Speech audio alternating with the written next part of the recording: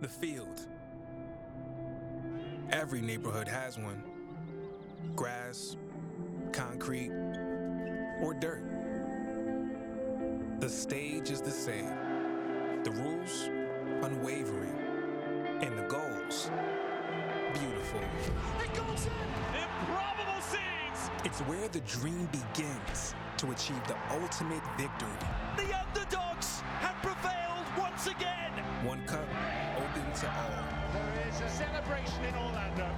Now, America's oldest soccer tournament is back.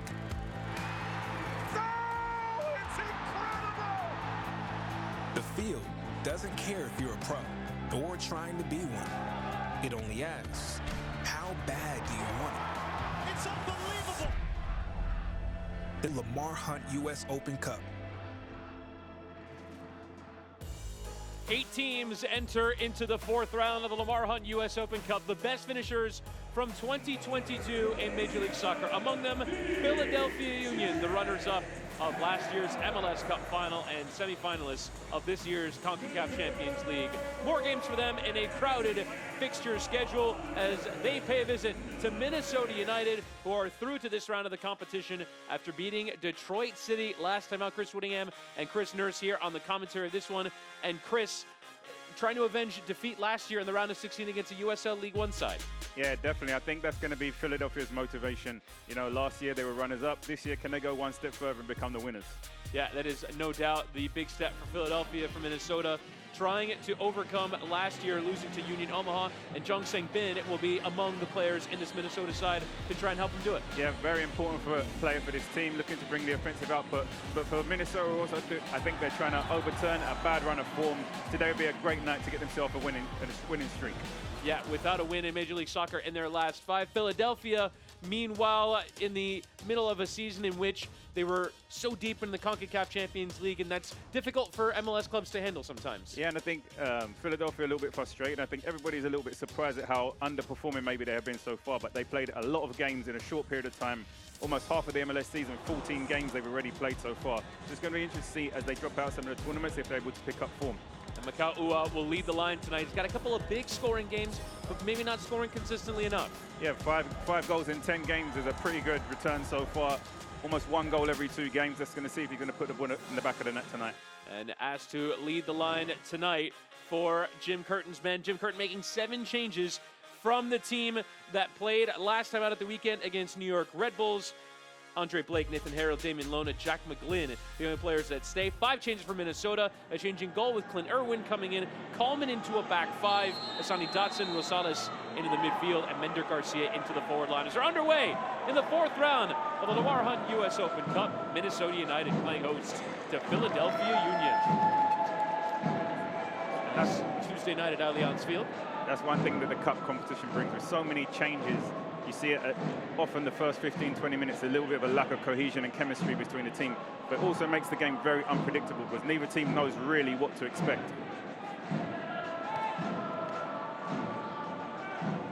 For Philadelphia Union, changes largely occurring in the front 6, as it were, as Mikal Ua trying to press to win it back here off of this back 3. Put under pressure there was Miguel Tapias, and forced to just boot it out to touch was Clint Irwin.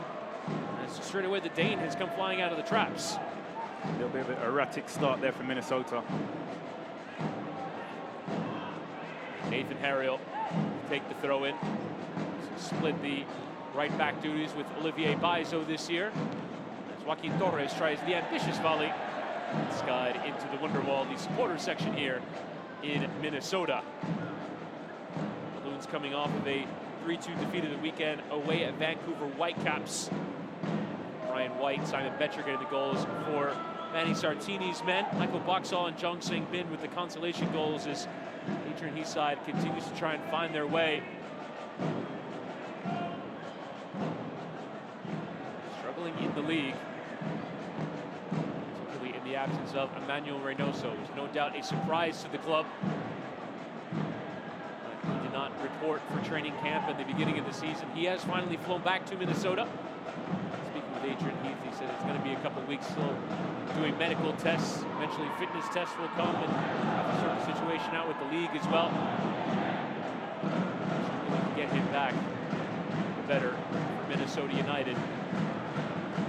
Both coaches were so excited when I spoke about Bruno. So even Jim Curtin was saying he's his favorite number 10 in the league. So, you know, a very exciting player that we're excited to see get back on the field. But I think Philadelphia very happy that he's not on the field tonight.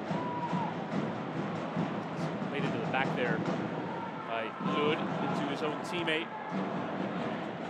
Over there from Kemar Lawrence.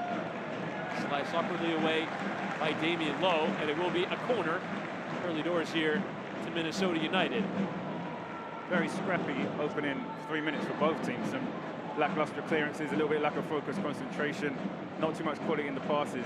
Going to be interested to see which teams they settle down first and start to connect some passes. Jim Curtin spoke about the Red Bulls game at the weekend, how ugly it was in terms of being in a soccer match, and this game tonight hasn't started much better for both teams. Excitement Jung to take the corner, put in towards the near post. It's flicked through, and there Minnesota Black to pounce on it. And now a chance to break here. Jesus Bueno into the side tonight. Only started one game in the league. Goes in for compatriot Jose Martinez, who is out with a hamstring injury. McGlynn around the corner. This ball out wide. Unable to meet its intended target, Matt Real.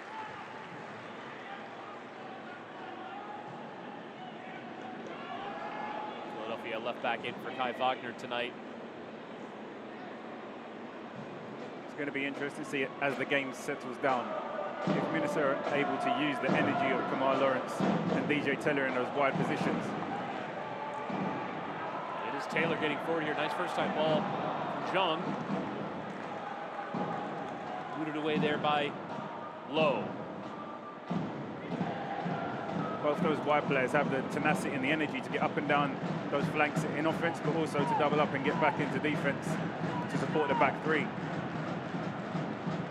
How they manage to utilize those could be key to Minnesota controlling this game. In the early stages, it does look like it will be a hotly contested game. With energy in it as Dotson attempts to switch out to Lawrence. And Damian Lowe, who certainly up for the challenge at the weekend against the Red Bulls, only completed a third of his passes. There's not exactly a ton of pass completion in that game, but look at the other stats. 4 tackles, 4 clearances, 2 blocks, an interception, 10 defensive recoveries, and 15 duels won out of 23, earning him a spot in the MLS Team of the Week. He was absolutely everywhere in the game, up for the challenge that the Red Bulls propose. Jung down there for Dotson, who sliced through it and into the stand. Great chance there for Dotson on his left foot. Just sliced the ball a little more than he would have liked. Good delivery from Lawrence, laid off nicely. Just would have liked to strike through that a little bit cleaner. Definitely wants that one back. Sonny Dotson, who last year tore his ACL. Spent more of the year he would have wanted watching Minnesota United rather than playing for them. Just that game against Red Bulls. Jim Curtin was talking about how it was a dog fight. You know, players just needed to be in there, fight and compete and throw their bodies on the line. That's what that game required against Red Bulls, and I think that's one of Damian Lowe's strong characteristics. You know, he's a competitor. He wants to compete. He's strong. He's fearful. He's brave. He puts himself in those situations that some people pull away from. Interesting that Curtin seemed to use him more in the Champions League, which does make sense given his pedigree in CONCACAF. Played 50 times for Jamaica. Minnesota trying to play out from the back here. The reserve goalkeeper Clint Irwin.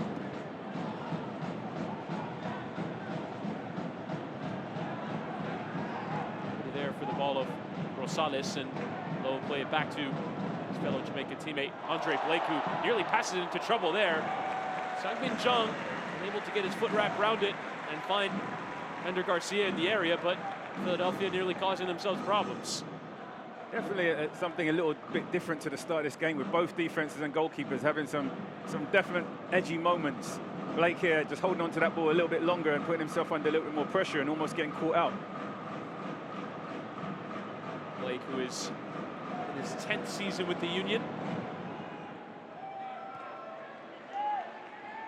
First ever 3-time winner of the MLS Goalkeeper of the Year award. Yet another stellar season.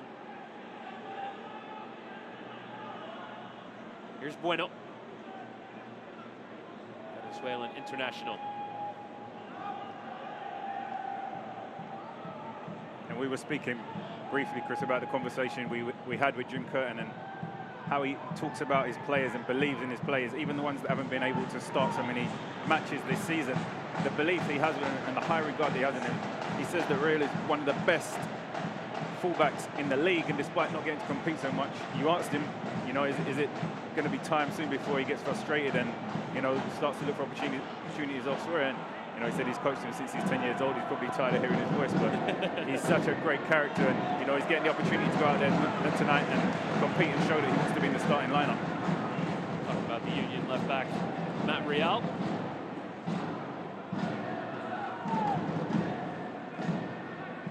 Adrian Heath, who's had a much different challenge than he might have expected this year. Working out instructions in his technical area. Early days, he was solid defensively. Score from set pieces. Recent times, difficulty to find that winning formula. To find goals and chances. Young South Korean among the players that will be asked to aid in that effort. 21 years of age, arriving from Wolves in the Premier League. You're starting to see that trend in the league, younger players coming from some of the top European leagues into the MLS and into the American leagues at younger ages than we're used to seeing them.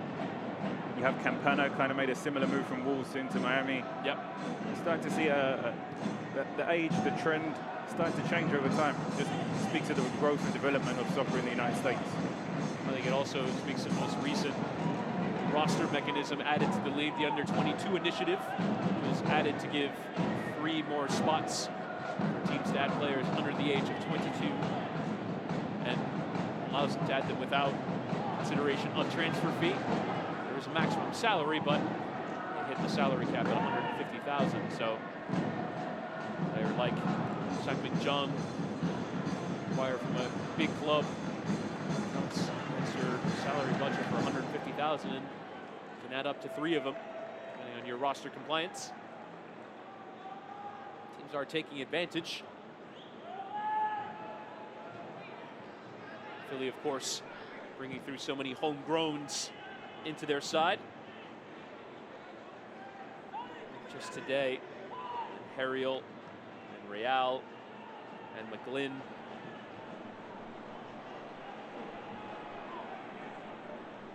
Ball in behind in towards Sang-Min Jung. Goes out for a goal kick. And I think these opening 10 minutes, Chris, have been a byproduct of the number of changes that we've seen. Between the 2 teams, 13 changes from the teams that played at the weekend. 5 changes from Minnesota and 7 changes to Philadelphia. And naturally, you know, you see that lack of cohesion and understanding between the team. But as the game progresses, I imagine things are going to settle down. But it's not been the best opening 10 minutes so far due to those changes. Probably see that around the Open Cup tournament. So many changes in MLS teams in particular, facing the specter of midweek football next Wednesday, as well as this Wednesday. And from a Union standpoint, they've already played 6 midweek matches, getting all the way through to the semi-final of the Champions League. As they lose out to LAFC as Ender Garcia has stayed down. His lower back, it would appear. Let's take a look at that coming together. Doesn't look like there's anything really malicious in that. Maybe it's just one of those ones where the knee hits a sweet spot. Nothing really dangerous or malicious. But this is it's a good problem that Jim Curtin has, right? All the games and fixtures and competitions they're in. When you're a good team and you're doing well, it's a good challenge that you have more games to play than everybody else, because naturally you're in more competitions. They have US Open Cup, CONCACAF Champions League, regular MLS scheduling. You know, it's a good problem that he has to deal with. And the top teams find a way to play those games and win. So far, they find a way to get there. Now the next hurdle is, you know, can they start to take triples and win all those trophies? I imagine as a coach, it's a real carrot for players who don't play week in, week out in MLS. If you go on a cup run, then you'll play more. Yeah, and Jim Curtin spoke about these type of tournaments and competitions. He said that players need more of these games where it's one and done, where it's everything on the line. You either perform today or your chances are gone. He thinks it brings out that extra level of performance in the players. This Open Cup tournament is the 108th edition of the Lamar Hunt U.S. Open Cup. On that, Jim Curtin has won a couple times as a player. Runner-up as a coach 3 separate times, 2014, 2015, and 2018. Last year going out at the first attempt, losing to eventual champions Orlando City. Minnesota winning a couple rounds against Forward Madison, USL League One, and Colorado Rapids before going out to Union Omaha of USL League One. Defeat that Minnesota are still smarting from. Dotson trying to slide it in behind it towards DJ Taylor. Well, Taylor and Lawrence given more of a license to go forward, playing in wing-back roles as opposed to their usual left and right back roles. The extra cover of another center back behind them. Taylor in towards Garcia, who is fit to continue. Designated player who joined from Once Caldas in Colombia. August of last year, only had the 1 goal in the run-in. Got 2 in the league so far this year. Minnesota still looking for that long-term DP answer up top. Now the competition between Garcia, the Colombian, and Luis Amarilla, Paraguayan, is not on the bench today. Either team with 7 players available from the bench as opposed to their usual 9 that they get in league play. Some players that can change it on the bench for either side. Franco Fragapane, Pongohutle Klangwane, the South African, available to Minnesota. William Carranza, Daniel Gazdag available to Jim Curtin, should they be needed. And they are some players who can come in and change the game. Attacking-minded players who have the quality just to flip the game on a dime of a coin. They're able to put the ball in the back of the net or provide opportunities for their teammates. And I think that's what the opening 15 minutes will be lacking. It's just been lacking a little bit of that quality to make the difference so far. Lawrence. Interchange edge of the area. Chung and Lawrence. Catching practice there for Andre Blake. His positioning and timing is so impeccable that he makes those crosses look easy to deal with, when really they're not that simple, and other goalkeepers struggle with something like that. He makes it look so straightforward and easy. 15 clean sheets in league play. A year ago, top of the league in save percentage. Conceded 26 goals between the sticks. Philadelphia Union. Here's Lud, who's giving it away. Torres now to take advantage. He'll have a hit. And for a second time tonight, that has drawn the jeers of the home supporters. You could see from the reaction of the goalkeeper, he was never threatened by that shot, Irwin. Does well to win possession of the ball here. Just gets it at his feet. Doesn't get enough drive on it to stop it, to get it from going over the crossbar. It was always rising all the way. Something that Jim Curtin has talked about is trying to find attacking solutions, but not trying to always be the hero. Create that brilliant moment from 25 yards every time. Certainly an adjustment of system for Joaquin Torres, arriving from CF Montreal, who are much more of a possession-based team.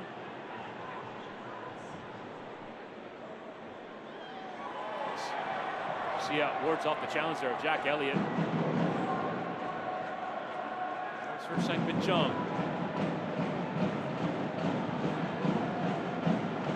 Boxall taking a step forward. Since its expansion season 2017.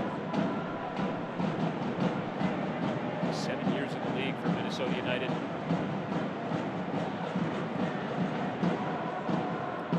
Year number 5 in this sparkling venue.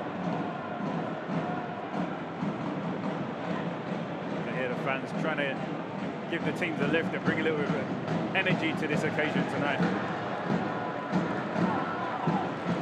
Challenge in the air there from Rosales, and trying to hit on the break quickly, the Honduran. Bueno dispossessed, and Bueno fouled. Free kick to the Union.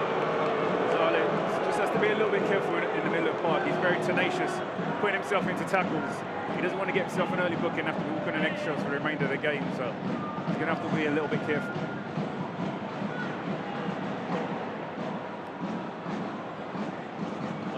Option to buy exercised by Minnesota from Independiente in the Panamanian League. Started once in MLS play to date. Their chance to take their opportunity. Minnesota arriving into the stage of the competition, having beaten Detroit City of the USL Championship in the third round. 1-0 down in that game. It's much ball to the channel here for Garcia. Shoulder off there by Lowe. Referee fine to let play continue. Strong but fair in the judgment of Fotis Bisacos. Damian Lowe just letting him know who's the boss in that situation there.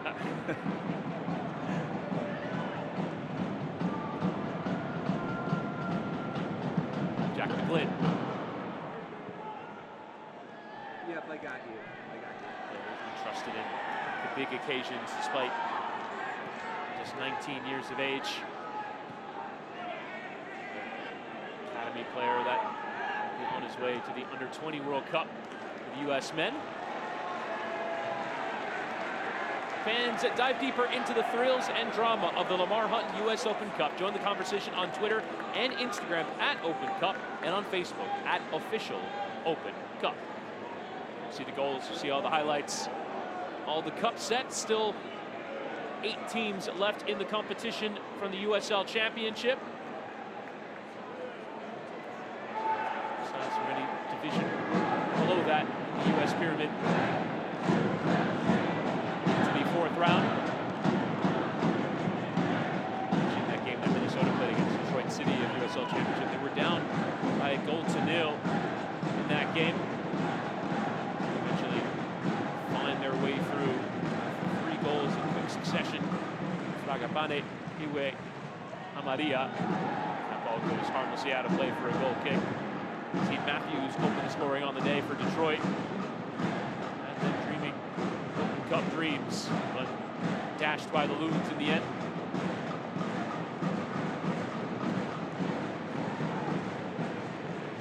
Here's Brent Coleman.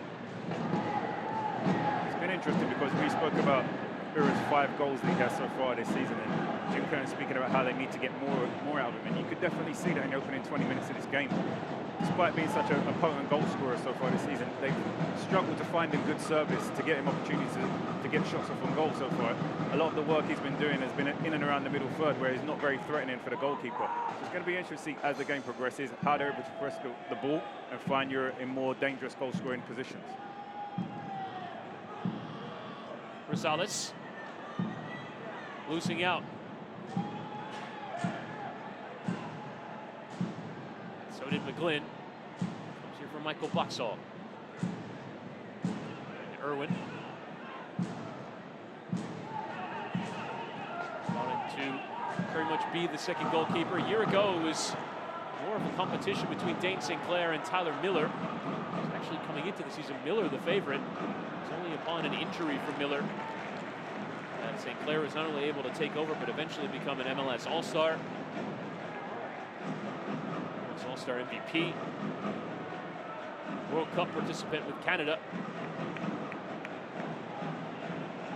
Clair on the bench, but very much the unquestioned #1.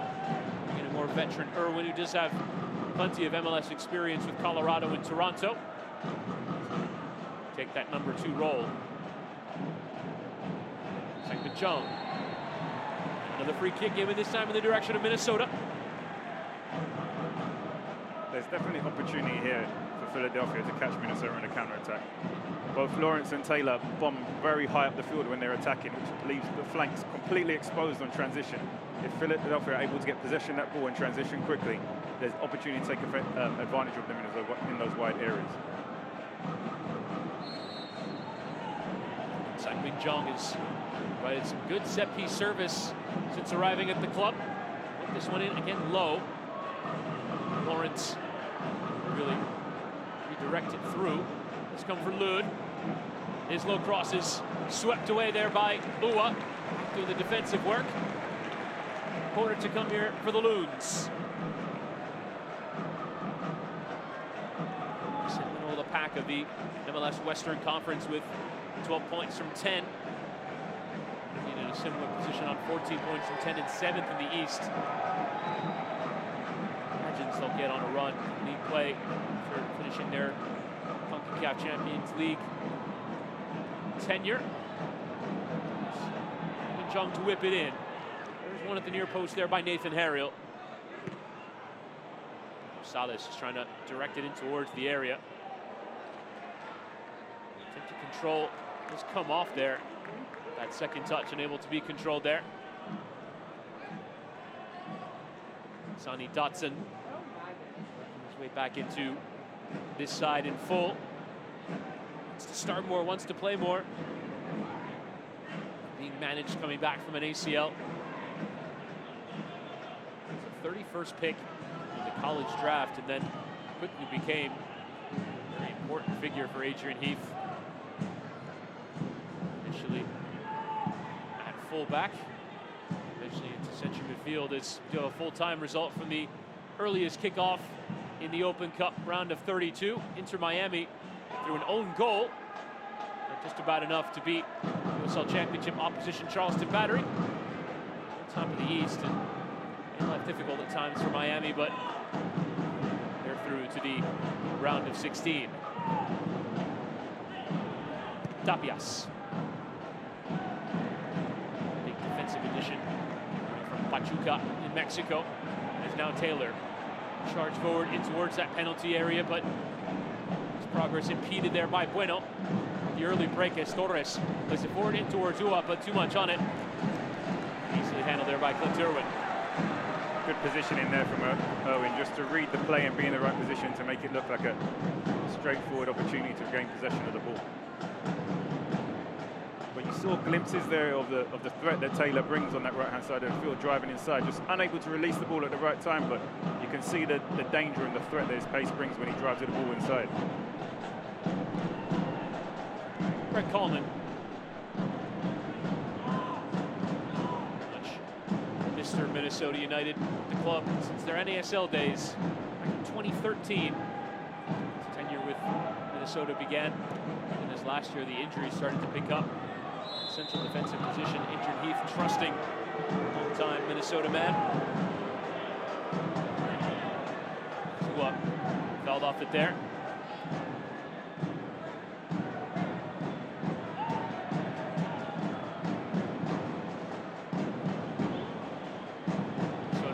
Players with them from their days in the North American Soccer League, but Coleman, the one that remains, plenty of tenure as well.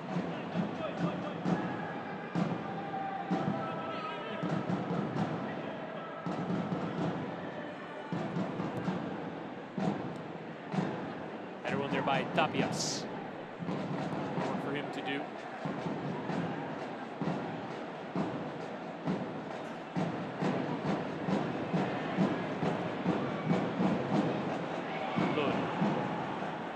Volleys up towards John, who's limping away from that challenge.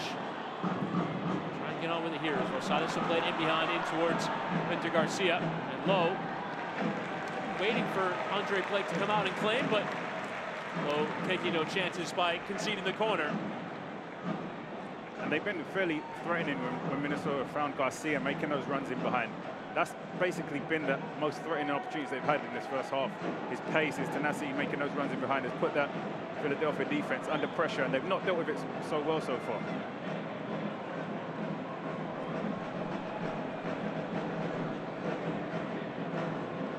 The tradition of scarves waving before the corner happens on this near side where the crowd is situated for tonight, but Sang Min Jong's service over everyone's head.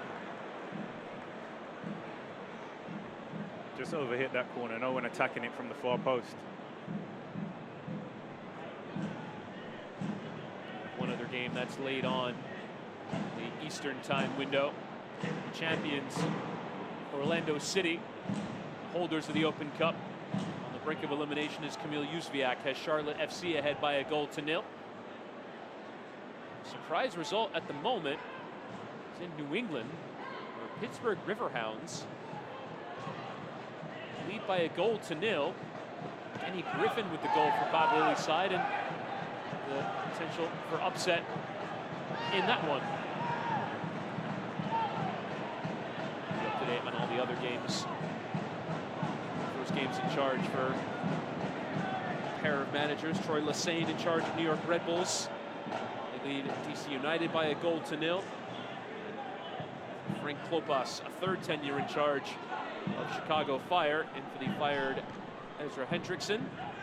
Chicago leads St. Louis City, the MLS newcomers, by a goal to nil. And it's always a question mark when these mid-season or early season coaching changes are made. You know, how do the players respond and react? Sometimes it's not always down to the head coach. There's other things that happen in organizations that can sometimes have an impact on the players' performances or the results of the team. So it's going to be interesting to see Chicago if there's an immediate positive response or if there's still more rebuilding necessary to get that team back to successful ways. It's interesting. We talk about coaching changes when commentating on this match, as two of the teams with the most stability in the league as the offside flag is up there. That's Mikal Ua. Talked about him plenty, but I don't think we mentioned at all his strike partner tonight, Chris Donovan,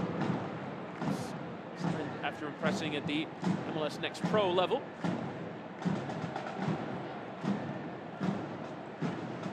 And confirmation of full time. The Open Cup holders are out. Orlando City. Fourth round. We will have a new champion. The Lamar Hunt U.S. Open Cup here in 2023. Here's Taylor. He'll lift the cross into the area. Away from Harriel, but only as far as Lawrence. And Joseph Rosales crashing it off of low. Nice idea there from Rosales, but the ball just didn't drop down quick enough for him to get good connection on it.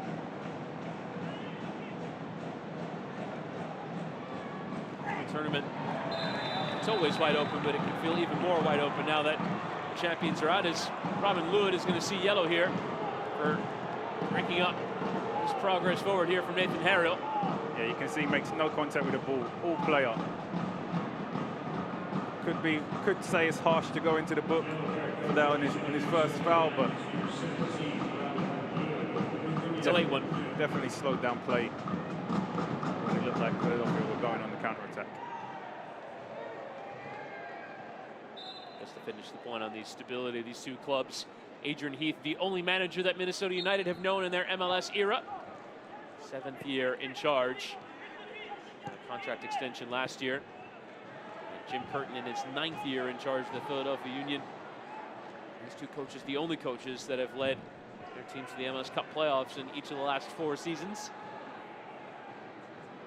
And they both had a tremendous amount of respect for each other when we spoke to them during the course of the week. Talking highly about the work of the other.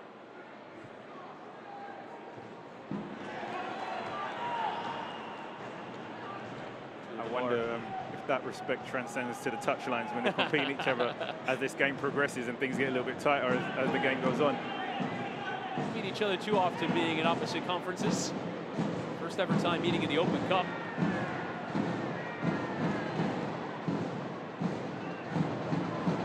Inside Andres Pereira. This ball. Let's see the sympathies of the referee as down there is Harriel. Demonstrating towards the assistant referee. So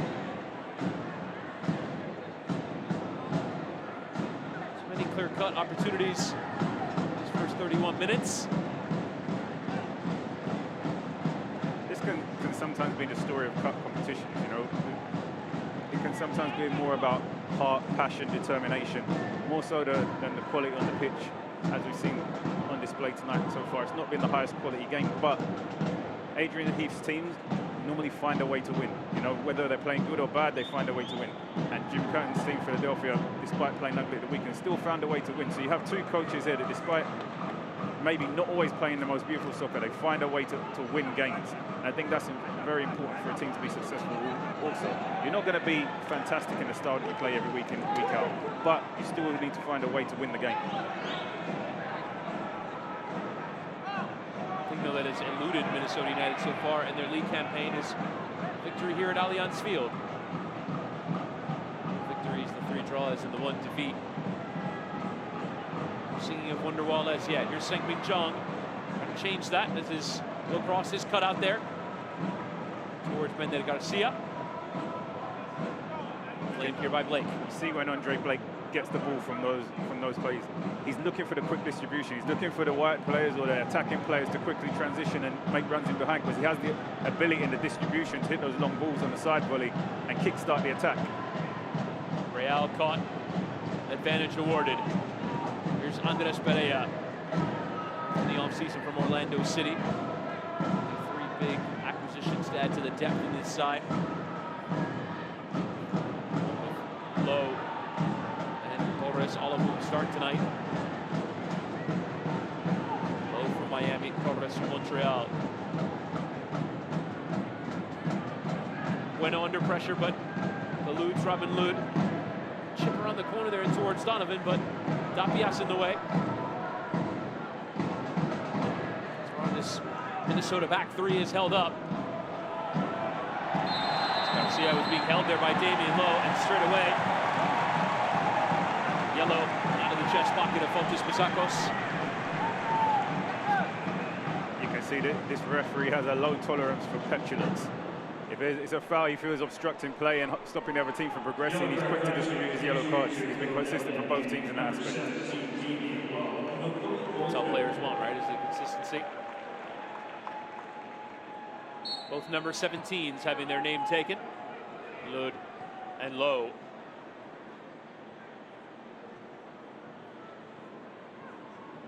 Sonny Dotson. No way there, Jack Elliott. Consummate professional in this back 4 for Philadelphia. 4th round pick in the college super draft, 77 overall back in 2017. Club in the Union that have largely eschewed the draft in recent years under Urs Tanner.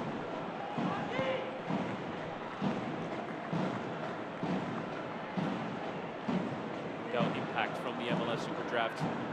Regular member of that central defensive partnership as Torres has some space to run into now. Here is the diminutive Argentinian in towards Ua, into the area. His strike towards goal actually forces Irwin to palm it over the bar. Thought that was more of a crossing position, but he went for goal and forced Irwin into some work. Yeah, I agree here, Chris. I'm not sure whether Euro is going for the crosshair for the shot, but forces a save out the goalkeeper, and that's actually our first shot on target we've had in this opening 35 minutes of the game. Both teams fairly level pegging for possession, but that's the first shot that we've had on target in favor of Philadelphia. Seemingly from nothing, a bit of a threat there towards Clint Irwin.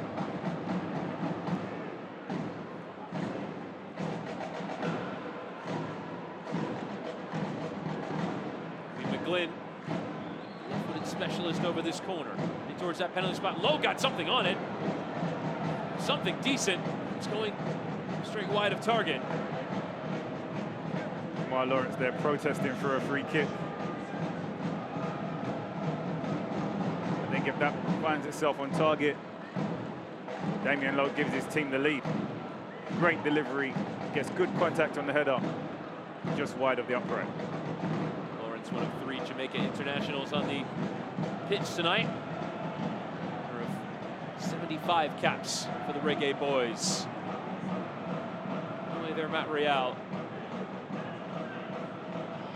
Union converging on that danger there.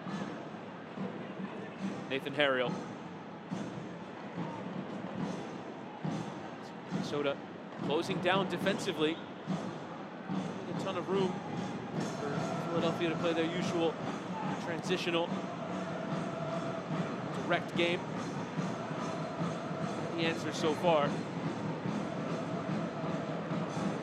Posed any questions themselves. Allman forced to go back here to Irwin. Minnesota back three do a great job of maximizing space when they're building up from the back, making it very difficult for you and Donovan to put pressure in and close those passing angles. But they'll be fairly frustrated with the service that they've had, or the lack of service that they've had from their teammates. But in terms of their defensive effort and the willingness to close down and go and put pressure on the defense, they've done a great job of that so far in this opening half. A step in the way there from Rosales. Forward ball there to Garcia to find a teammate. Johnson for Lod.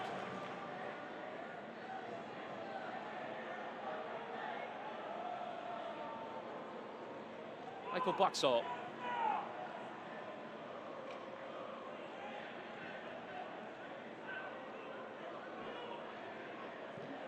First player to hit 100 Minnesota United appearances, now on 177. Only hit the 200 mark to stay fit by the end of the year.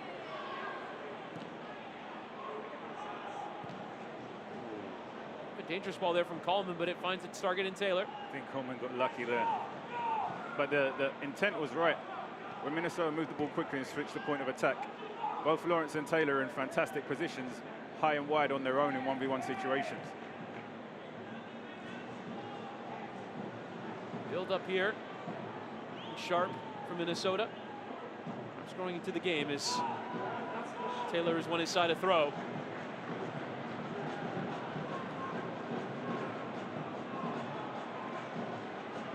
Mentioned Philadelphia finishing as runners-up of this competition. The Loons did as well back in 2019 when Atlanta United won the competition. This one played before COVID interrupted the 2020 and 2021 editions of this tournament. So it's flicked back here and towards Kamar Lawrence. No doubt finishing runners-up left a bitter taste in Philadelphia's mouth, but it also gives them the belief to know that they've been that far in the competition and the motivation to want to do it again, but this time to go one step further and walk away as champions. But they're going to need a little bit more than what they've shown in this opening first half. Nice 1-2 there with Taylor. Michael Boxall strike is into the back there of Pereira. Get back onto it here. Rosales going for goal. They're scrambling. Just happy to see it go the wrong side of that far post. Yeah, not the worst effort there from Rosales. You could see by Blake's reaction that it wasn't far away at all by him scrambling across the goal line. Just opens up onto his left foot here and tries to curl it into the bottom corner. Andre Blake wasn't taking any chances on that.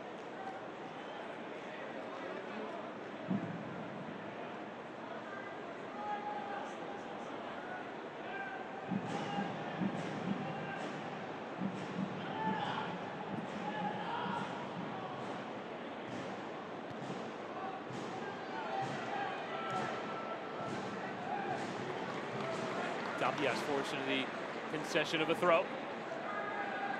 It's been a very cagey first half. Both teams kind of feeling each other out, trying to figure out where they're strong, where they're weak. Expect to see the second half open up a lot more as both teams try to become a little bit more offensive. Pereira's bowling towards Donovan. Too much on it. So a manifestation of their playing styles, at least this season. They've always been direct, but not quite off the stardust. At times last year would hit for 5 and 6 for fun. The best goal differential in MLS League history. This year, not quite finding the fireworks. Minnesota without their playmaking number 10, Emmanuel Reynoso. The same attacking force. So much of their attack goes through them. Runners off him, strikers running in behind. Designed for him to find passes, and it's not happening this year. Rosales. So having another crack goes for Lawrence. He'll get another bite at it though as his strike. It's awkwardly away and out for the goal kick. Take a nick. Just didn't catch it cleanly. Been active here in this first half. Rosales picks up the ball on the edge of the box here, plays it wide, makes his run into the box, gets it back, just unable to again get good connection, be clinical in the final third, but he's been very active in the midfield for Minnesota in his first half.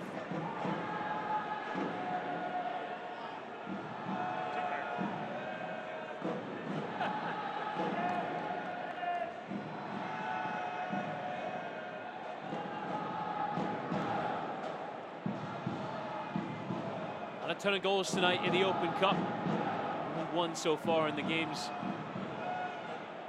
have kicked off. One apiece, I should say. As I mentioned, Miami beat Charleston Battery, Charlotte beat Orlando City. Still 1-0 Pittsburgh over New England, played on at Gillette Stadium.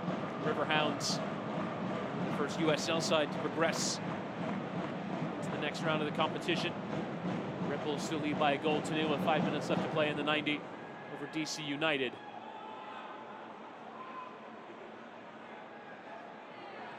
Miguel Tapias. With Harry on away for the throw.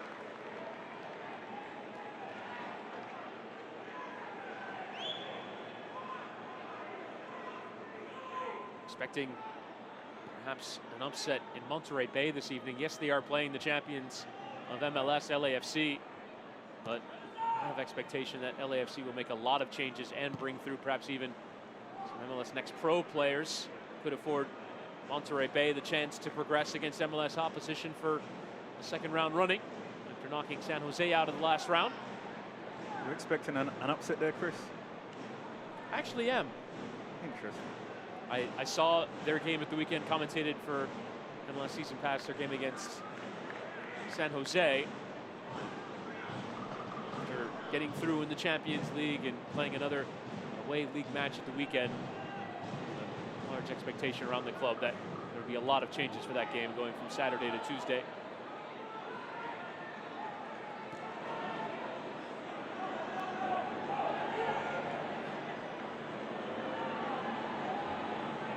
Here's Taylor.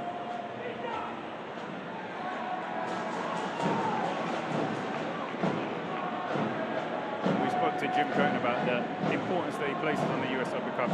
He reminisced of his Chicago days when he said that there was only 2 trophies you could win, the Open Cup and the league. So he always had it as one of the things that you had to go 100% out, you wanted to win, and he takes that mentality with him to Philadelphia, so he sees it as vitally important. Still romantic about the Open Cup. Wants to win it. Seems his squad to do it. Taylor. Cross taking deflection. Their corner here for Minnesota United. As far as the service has not proved threatening enough. Great opportunity here from this set piece just before half-time.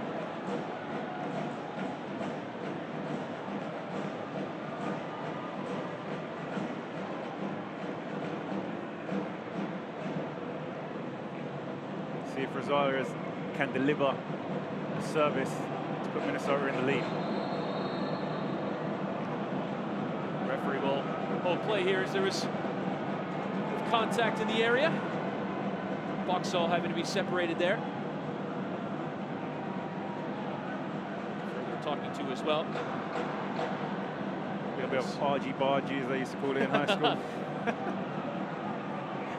I have heard that expression before. I almost used it, but I felt like that would have been cultural appropriation on my part. Rosales will swing into the area. There's one there by Ua, but it'll come for Blake. A little shoulder in the back there from Brent Coleman. It will be a free kick.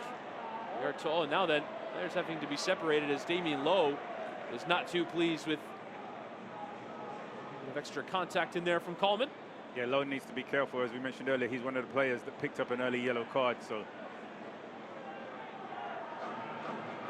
see him there just obstructing the run of Coleman. Well, we'll have to be careful in this second half, but for now, that is the conclusion of the first half of this contest, Minnesota and Philadelphia. As you said, Chris Nurse, a cagey affair. We've only had the one shot on target from Mikal Ua.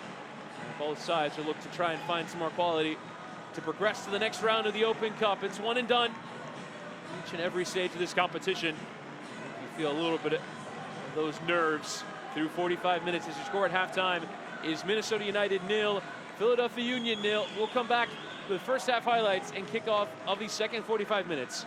Not too long.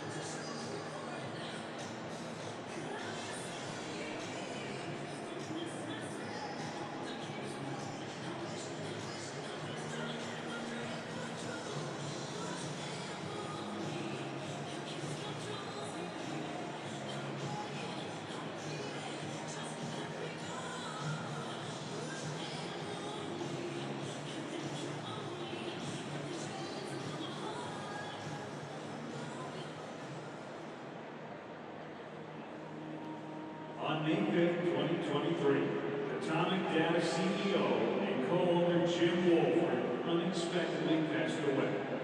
Jim was a selfless and compassionate business leader, mentor, human rights advocate, husband, father, son, brother, and friend. Jim was an entrepreneurial spirit and an exceptional changemaker who, through compassion and kindness, contributed to and led multiple philanthropic efforts and nonprofits. Jim will be painfully missed by so many, including all of us at UFC and at Atomic Battle. Your leadership and compassion will forever live on.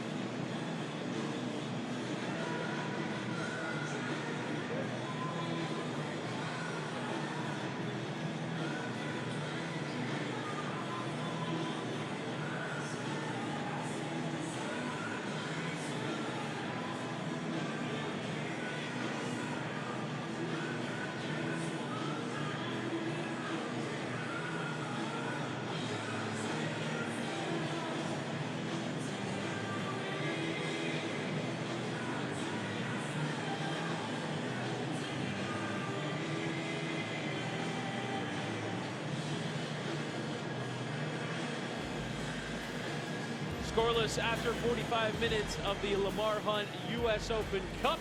Fourth round, Minnesota United 0, Philadelphia Union 0. Chris Whittingham and Chris Nurse here for the commentary of this one. And Christmas was no doubt a cagey affair in the first half. Not too many changes as you're going to take you through, or not too many chances rather, as you can take you through the first half of this one via the highlights. And Minnesota, what little they could create, mostly came from wide areas. There, the chance from Hassani Tatni just sliced.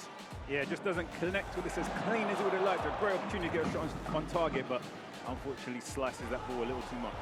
A few of those half chances would come the way of Minnesota's central midfield players. That time Torres going over off the giveaway from Robin Lod. Yeah, you can see the way Torres strikes this. This ball just continues to rise and rise and rise, never dipping under the crossbar from that range. Trying to strike quickly as it would here. He would actually be the best chance of the half, and it came from seemingly nothing from Uwa. Yeah, you wonder here whether he's going for the cross or a shot, but sometimes strikers have these crafty ways of getting shots on target, and here wasn't too far away at all. Yeah, Mika Uwa from a wide position. Looked like he was going to try and find Chris Donovan making a run into the area. And instead sailed it over. And then here, Rosales' strike from long range, just going wide. Yeah, you can see just opens his hips here, tries to bend this one into the far corner. You can see Andre Blake scattering across his goal line, wasn't taking any chances. And then Minnesota, latter stages of the first half, cross in towards Garcia, but to come for Rosales again. This time, Lawrence trying to find the Honduran, and again his strike sliced high and wide. Rosales does well to keep this ball alive here, plays the ball out wide to Lawrence, continues his run into the box.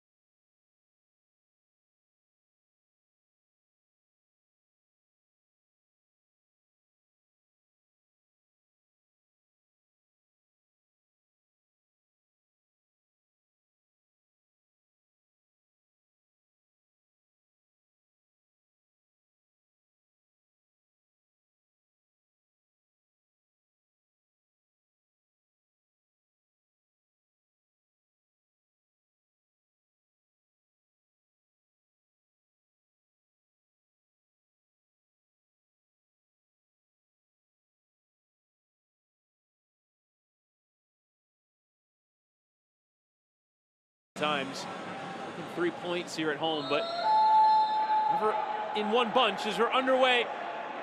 The second half, Allianz Field in St. Paul, Minnesota. Substitution for Minnesota United in the 46th minute. And that would be very frustrating for the fans of this organization, for the owners of this organization, for the players, for the management, that they've been unable to get wins at home, because wins at home is essentially, you know, your bread and butter, where you're in your own environment, where you make your home a fortress, where you make it very difficult for teams to come into your home and get points. And Minnesota haven't been able to win at home so far this season. So it doesn't matter whether it's the Open Cup or whether it's regular season, getting their first win at home is huge to switch in that momentum.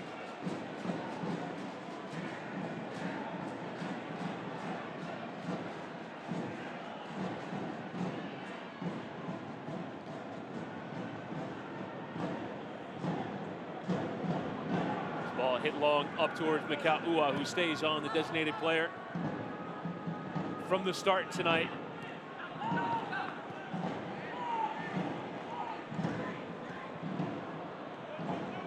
Here's Torres charging forward. It's Donovan with him, but Minnesota back in their numbers, playing out of a back five tonight. Introducing another center back in the shape of Brent Coleman. Anchors that back three. Rosales putting in multiple challenges. Duran impressed last year. His time with the club. Actually have a couple assists in the Open Cup. A couple in the league. Low turns and plays back to Blake. For the viewers watching on platforms of Bleacher Report, we're having issues with the scorebook graphic, as Ua will have the chance into the area. His pullback is cut out there by Coleman. So I'm trying to periodically tell you how much time it has gone. We've had 2 minutes of this second half. There remains Minnesota 0, Philadelphia Union 0. Corner to come.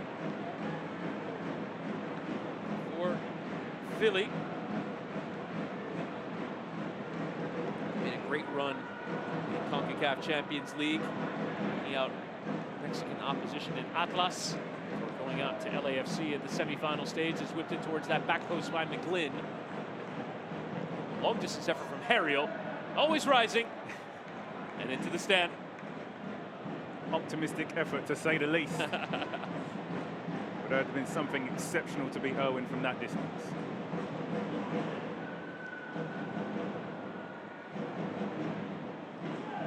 Clint Irwin.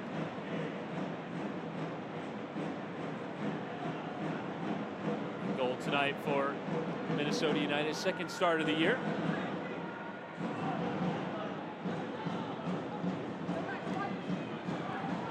Here's Dotson. DJ Taylor warded off a few right back challengers on Benitez last year. Zarek Valentine was available from the bench this year. Remained the regular right fullback. Today, right wing back. There's again, pinned by the corner flag. Right there from Real.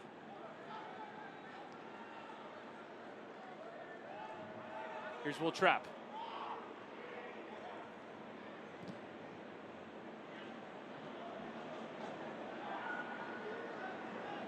He's often a great dictator of play. In the middle, Will Trapp. Down the years for Columbus and Inter Miami and now Minnesota. Yeah, good start to the game for Will Trapp. Just trying to keep the ball moving in the center of the park. Switching the point of attack. Dotson's low cross. Dealt with there by Elliott. Real seeing his clearance out for the throw. 49 minutes gone. Minnesota 0, Philadelphia Union 0.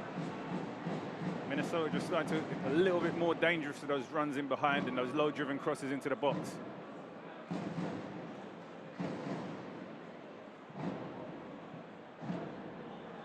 Real's throw back here by the Loons, but Donovan attempting to press to win it back. Philadelphia aggressive in their forward press, like to close things down and quickly.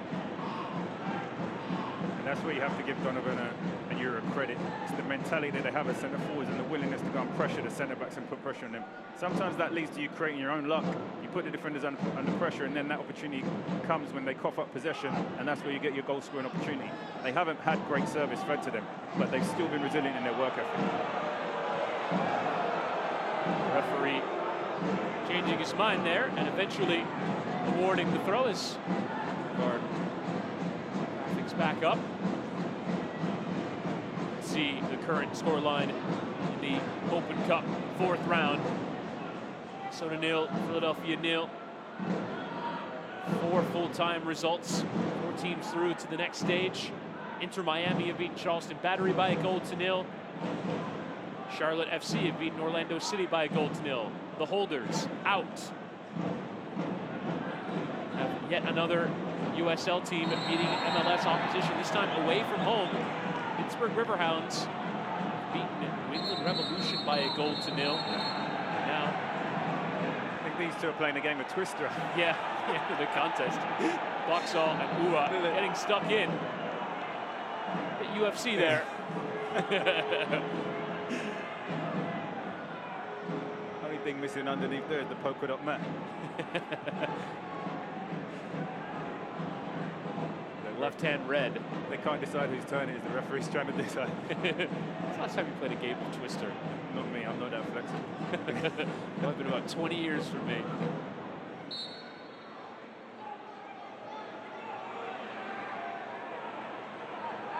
Michael Boxall over the free kick. Described as a consummate professional by Adrian Heath.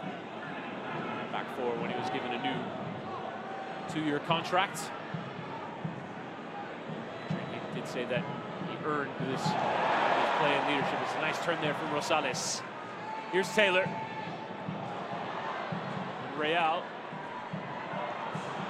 Forward ball intercepted and won back by Nathan Harriel. Tries to start the break here. Donovan at full stretch just to keep this one in play. Here's the undrafted player out of Drexel, as the cross comes into the area there from Harriel, who will come forward, and a straightforward catch there for Clint Irwin. Good counter-attacking play there from Philadelphia, exploiting those wide areas, as we spoke about earlier in the game about Taylor and Lawrence when they press high up on the field for Minnesota and attacking, and the opportunities they're left out wide on the counter-attack. Just unable to deliver the final pass of any quality, but there you saw Philadelphia able to exploit that space. Lawrence, his low service is cut out there by Damian Lowe.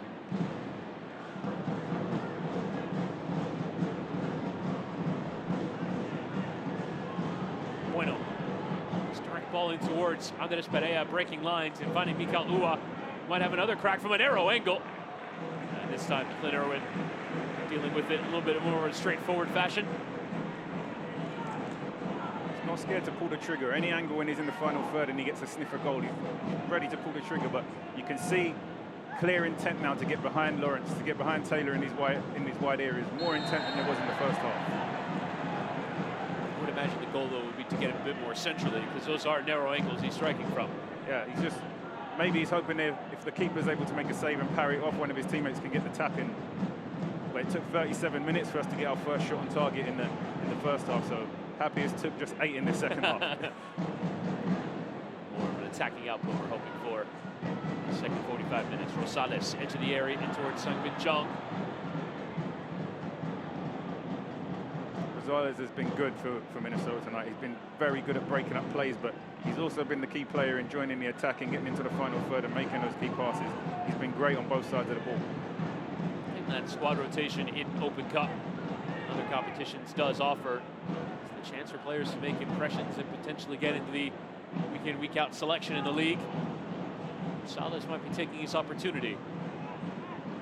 Here's Matt Real. Nicely in behind, in towards Torres on the turn. Again, trying that long distance hit. It's a tame effort. Comes for Perea. Struck it with venom right at the Minnesota goalkeeper, Clint Irwin. Great strike then from Perea with not much backlift. He didn't have much run up or any swing on that shot. Just got it out his feet and drove it. Keeper was well positioned to deal with it though.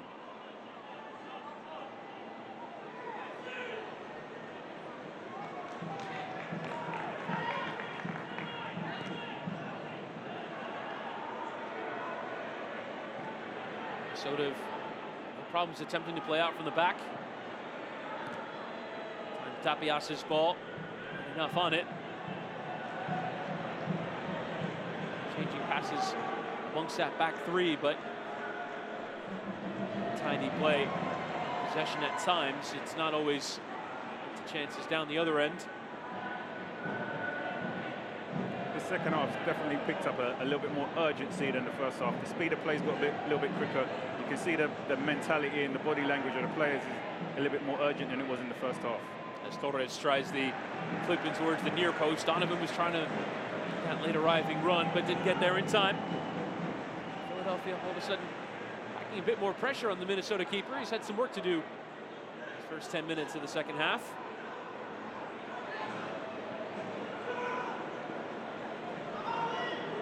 Boxall. And again. On the corner is up from Rosales. Boxall. Nick Garcia warding up the challenge there. Bueno goes down. Probably waiting for the contact. It came. Sold his way into the free kick. Some good play there from Boxall just to get himself out of tight areas and keep that play alive. Good pass inside there to Garcia, who uses his body well to protect it and win the free kick from Bueno in the center of the park. Venezuelan committed the foul.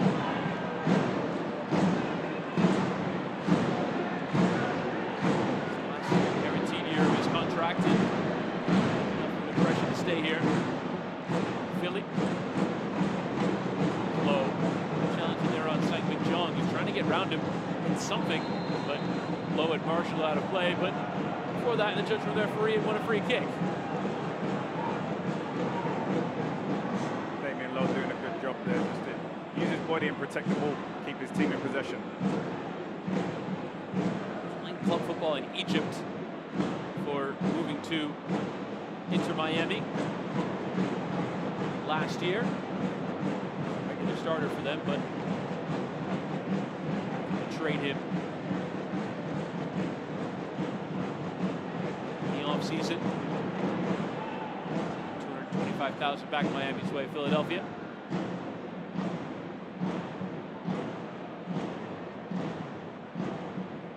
Donovan. Will be a throw here. Going the way of Minnesota United. Strong presence of Jamaica national team players on the field tonight.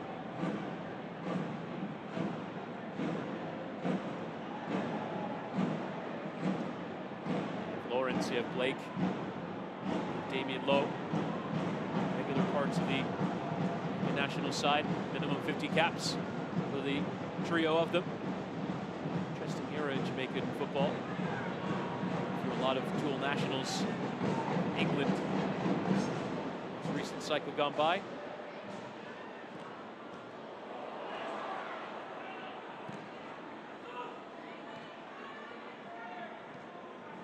Nice play to get Philly going forward here. It's interchanging nicely there, Donovan and Ua. As Donovan dancing around Tapias, inviting the challenge and winning the free kick. Smart play there from Donovan. He saw the defender coming and just pushed the ball past and got his body in the way so he could get the contact and get the free kick. Carried by both Dodson and Tapias there. Mexican made an impression on Adrian Heath in a summer friendly as it quickly taken free kick will come to Bueno. It's low service. Cut out the near post still. Torres. His hit takes a deflection. Harriel challenged off it. Sharp recognition there from McGlynn that the quick free kick was on. Low has to come off him on the carom. Yeah, second ball still here for the Union. Smart play there from McGinn. Just puts the ball down and plays quickly, not giving Minnesota the chance to get organised and almost leads to a goal scoring opportunity there. Dotson was clipped there. His forward ball. Advantage might have served Minnesota there. Referee allowing quickly taking free kicks on a couple of occasions there as we approach the hour. This Open Cup tie. Nothing to separate United and the Union. Hassani Dotson.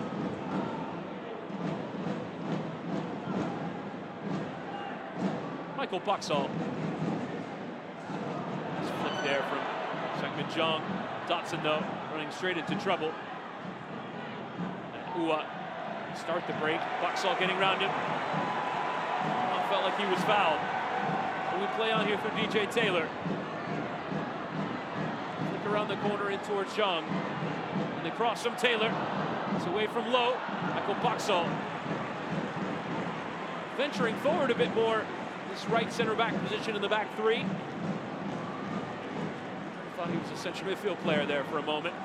Wild strike there from Boxall. Was never threatening the goalkeeper, but interesting to see how long it's going to be before we start to see the likes of Fragapane, of Carranza, of the players who can really come in and make a difference. Speaking of all the games that Philadelphia Union have played recently, this is their third game in just a week. The last thing that they're going to want is extra time. They're going to want this game wrapped up in 90 minutes so they can try to protect some of their players and prepare for the future games. So going to be interested to see at which point both teams start to make substitutions to go for the win. As Ua tries to play it on there for Donovan. He's fouled there right on the edge of the penalty area. This is a free kick to come here for Philly in a dangerous position. Ua just does a good job of using his body there to keep play alive. He has it under control, loses it a little bit, but he stays with it, keeps competing, keeps fighting for the ball. Great opportunity to score from this set piece right on the edge of the box. And Fotis Bazakos giving Philadelphia a little bit more room there on the free kick. Normally difficult to get it up and down just outside the edge of the area. Those extra couple of yards could help out the Philly free kick takers. As will be another change here for Minnesota. And it's a double change action. The end is Longi Longwane and Franco Fragapane will enter. And it's Sanbing Jong and Ender Garcia who will come off here. Hukle Longwane will enter.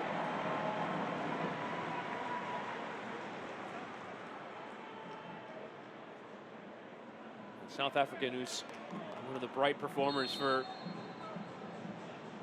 Minnesota this early season, will be McGlynn, Torres, or Elliott. It's Torres going around the wall and forcing Irwin to parry.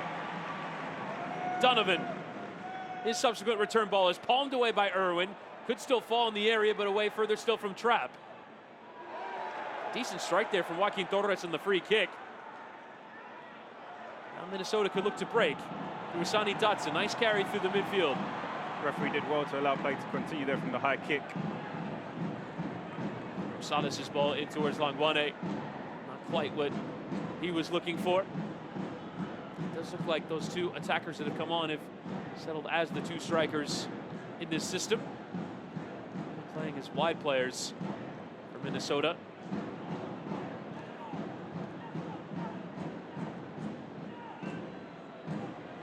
Elliott. Damian Lowe. No Jakub Glesnes available for selection tonight. A few players left home, along with Ali Bedoya. And it's Minnesota who've made the more aggressive attacking changes to try and get that first goal. Bringing on the likes of Fragapane, who has an eye for goal, has the ability to make that final pass from midfield.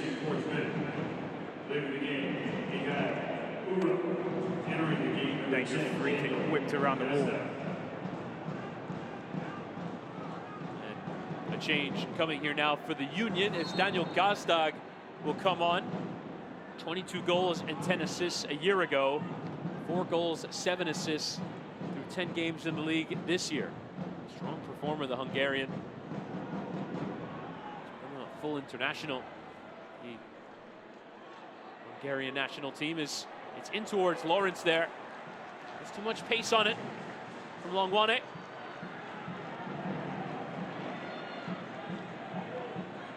Player who brings infectious smile to the group. His energy. It's a key part of the mood around the camp. Local media, he's just a happy guy. He's laughing around the group. Also bringing real dynamism. Playing club football in South Africa. Spotting by Adrian Heath's technical staff is a free kick. And there is Coleman. Looked like he might have been caught there by McGlynn, but referee awarding a free kick. Risky play there from Coleman. 3 Philadelphia players around him, put him under pressure, trying to steal the ball off his toes, but he does well here to win the free kick in the end. Torres, I beg your pardon, who put the challenge in. Results in the free kick. All around the corner there from Donovan. Dapias trying to head away from the danger, but it does come out for Philadelphia throw-in on the away side. He found stable footing here in this second half, creating chances, shots on target. Minnesota under pressure through 20 minutes. Harriel. Control it, and Taylor able to get rid. Could Longwane start something on the break here? Running with Fragapane into the penalty area.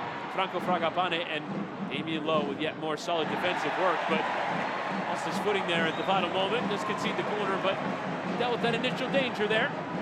Yeah, Damian Lowe does well to read the play here and intercept the pass, but just would have liked to keep that one in play and probably set it further upfield for a throw-on, because this is a dangerous opportunity here for Minnesota to deliver the ball into the box from this free kick. But you can see the temperature turning up now for both teams, pushing to get that first goal.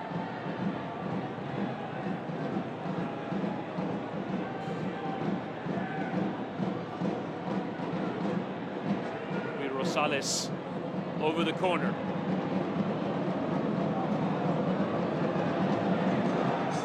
Swung in towards that back post, headed away. Out towards Will Trapp. Lofted in towards that penalty spot, but Harriel getting it clear. DJ Taylor, though, coming across. Despite the appeals for handball, we play on. Fragapane just about getting in towards Taylor, and Longwane! Clever header, and the opening goal for Minnesota United.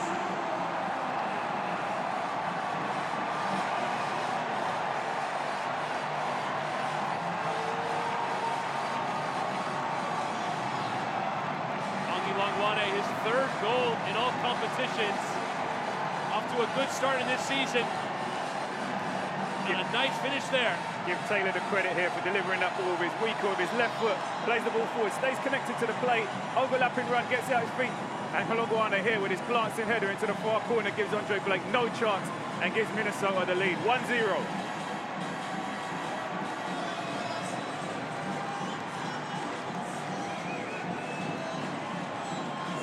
Find out the name of that celebration. Play Longwane, the South African, coming up big in the cup. Been against the run of play. Minnesota find the goal. Philadelphia mostly been the ones creating the chances in the second half. But it's Minnesota with the front. And talking about Adrian Heath's ability to find a way to win games, making those substitutions with the right players at the right time. What a way to impact the game when you come in.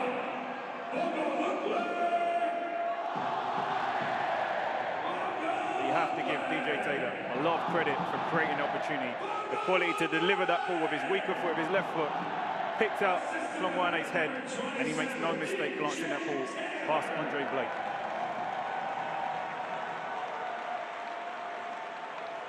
I do love the call and response goal announcement. Crowd well up for shouting the name of Longwane. Surge of noise in the stadium. I don't know if he might have to survive these next few moments. Could be another chance here. Dotson around the corner. Into the goal scorer, Longwane. Charging at that penalty area. Challenge in there from Elliott. Disrupting the flow if only momentarily. Kamar Lawrence. Low through. National teammate. Maybe low in the way. And you can feel how that goal was given Minnesota now a little bit more pep in their step. They're on the front foot. The fans have got a little bit more energy. They're the first of things. They're reacting first to things. Interesting to see how Philadelphia are now going to adapt to try and get themselves back into this game. They're definitely not going to lie down. We spoke about how they were runners up last year. They definitely don't want to go out at this stage of the competition. Carranza is still on the bench. Going to be interesting to see how long before he comes into the game.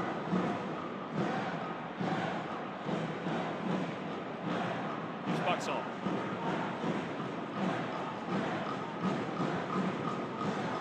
Taylor. Longwane again in space. Plenty of inspiration into this game. Longwane looking for his brace. And Lowe getting something on it. Will be a corner. South African has made an impact. Well-timed tackle there from Damian Lowe. Had to be well-timed because he's on a yellow card, and anything less would have seen him having an early shower. But dynamic DJ Taylor has had a positive impact. But Longwane here, right foot, left foot, trying to get his shot off with his left foot, but Lowe does well to intercept that. See Rosales pointing to the ground there, saying he was ready to take on the strike. He's ready to take on the corner. Towards that penalty spot, Lowe rising to win the header. Often involved. Rosales have a second bite at it. Lowe again in the way. I feel like I keep saying that. Damian Lowe involved again and again in repelling Minnesota United. Extremely important for this Philadelphia backline. He just has a way of attracting the ball to him and being there at the pivotal moments to make those crucial tackles and interceptions. Full-time result in Chicago on a night in which they were honoring the 2003 Open Cup champs. Jesse Marsh and Chris Armas in the house. Chicago Fire have knocked the expansion side St. Louis City out of the competition. Aaron Haile Selassie on the score sheet along with Fabian Herbers. A late goal from Miguel Perez, only consolation. Had 5 full-time results. 2 new managers getting wins in their first games in charge. Frank Klopas in charge of Chicago Fire now getting a win, and Troy Lesesne now in charge of New York Red Bulls after the mutual parting of ways Gerhard Struber in New York saying getting a win over DC United by 1-0. So 5 teams through the 8 games we'll have tonight in the Open Cup. It's the only one going on at this moment in time. Pittsburgh beating New England, USL Championship team knocking out MLS opposition. It's Gazdag around the corner in towards Donovan, who hadn't started his run. Normally when that happens, Chris, it's usually the USL side at home. It's about a 50-50 proposition for the USL side at home in the Open Cup. But away from home, our colleague Mike Watts has run the numbers. It's about an 85% proposition for the MLS team to win at home. But those odds defied by Pittsburgh tonight. Longwane into the box. Nice cutback, leaving Damien Lowe behind him. Still Longwane, leaving it for Rosales! But the inspiration is Bongi Longwane. Scores the first goal, creates the second. Rosales supplying the finish, and Minnesota are off and running in this round of 32 tie.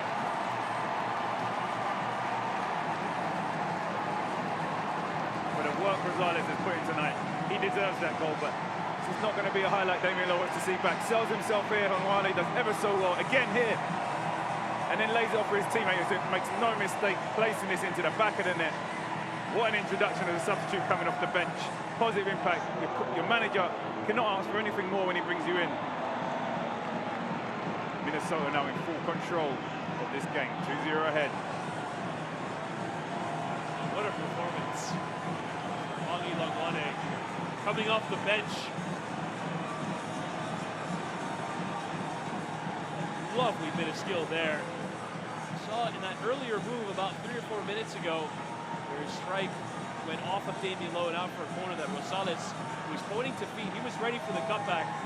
He's been ready for the cutback. Makes no mistake there. And now Philly turning to Julian Carranza to try and change it. Turned away a free kick won there by Philadelphia. It's Andres Perea who makes way for Carranza. And the Union have a little more than a quarter of an hour to save themselves here in the Open Cup. Avoid going out at the first attempt. 2 additions to the tournament running. McGlynn. Saw Longwane's ability to just drive at players, stop and change direction so quickly, makes it so hard to mark. Eric Carranza felt like he was fouled. He rolled over, but Mosakos unmoved. It's clear there from Boxall for the throw. We spoke about how important Rosales has been in this game for Minnesota, and I think it's absolutely fitting that he was the one to get that goal. Being connected to the playing defense, but also so key in the attack. Longwane obviously does all the hard work and just lays it off for him. And with the quality he has in that left foot, makes no mistake putting it into the back of the net. Joseph Rosales putting in a solid performance. Here's Gazdag. McGlynn. Right side, Torres switches into the area, and it's awkward there. Off the left boot of Tapia, slices away.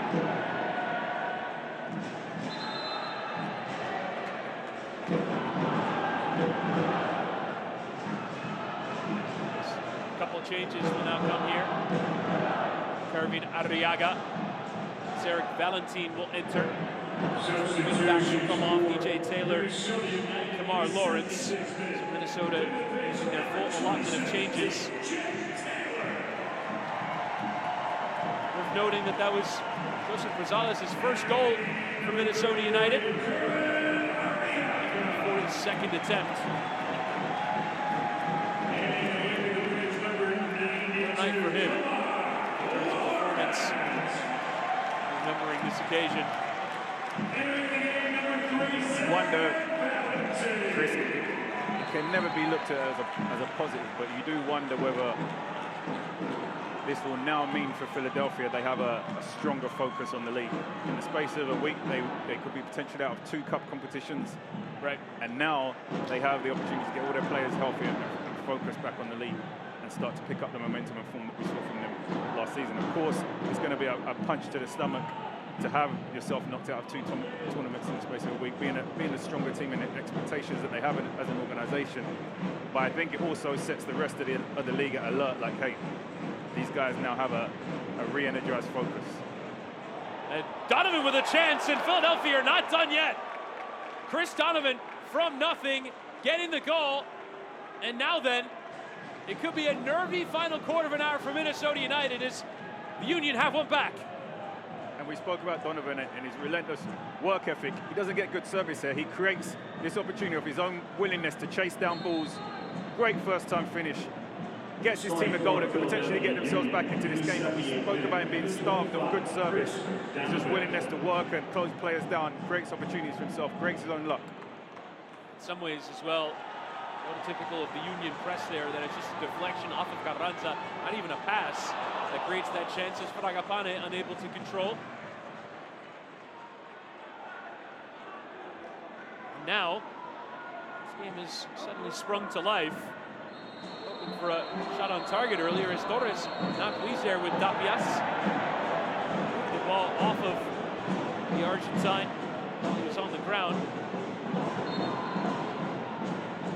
Tapias just playing some mind games there with Torres, but this can go in either direction. Sometimes that can be the lighter fluid that ignites the player and drives up the fire in their belly to now go back into the game for those last 10 minutes and give it everything they got.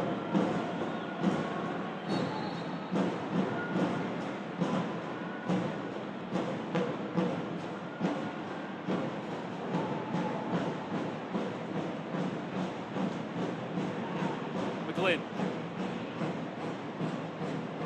Header one there by Tapias.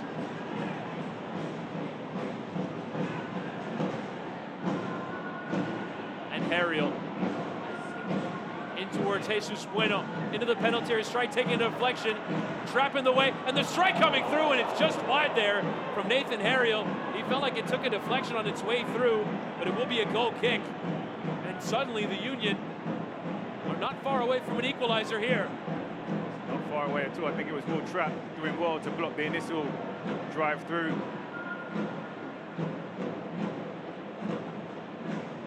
Stopped the shot there from Bueno. Harriel follows it in, and it's not far away at all. There's more U.S. Open Cup action ahead tomorrow night as 4 matches will be streamed live on the BR app at BR Football's YouTube channel. Wednesday's coverage kicks off at 7 p.m. Eastern as Cup-set-minded Loudoun United hosts Columbus Crew. The fun is to stop into Portland Timbers and Real Salt Lake for new hostilities at 10:30 p.m. Eastern. Visit USOpenCup.com for the full schedule and links to watch all the action. Cup on the platforms. Bleacher Report. Minnesota made 5 changes. You wonder whether it was just a little too soon. But since those changes have happened, Philadelphia start to get themselves back into this game a little bit. With Minnesota at a key third. Rosales trying to measure the strike. Comes off of Harriel and out for the corner. Minnesota won't want to defend purely for these final 10 minutes. Try and add to their now 1-goal lead.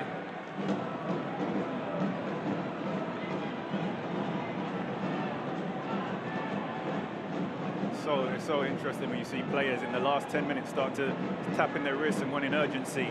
When that wasn't displayed in the first half of the game, they could have had that same urgency in the opening half, and it was nowhere to be seen. Traplov's in the corner, chasing it to keep it in play there. Fragapane,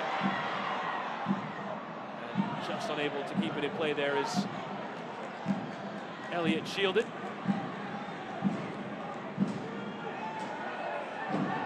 Minnesota will try and keep Philly deep in their own corner. Juan and Rosales created the goals in quick succession. Give Minnesota the lead. Philadelphia one back quickly through Chris Donovan. Eric Valentin. Fragapane dispossessed there. McGlynn will get his head up and find the next pass with Carranza. The challenge came from behind, but straight out for a throw. Minnesota finished business in this competition after going out third-tier opposition in 2022.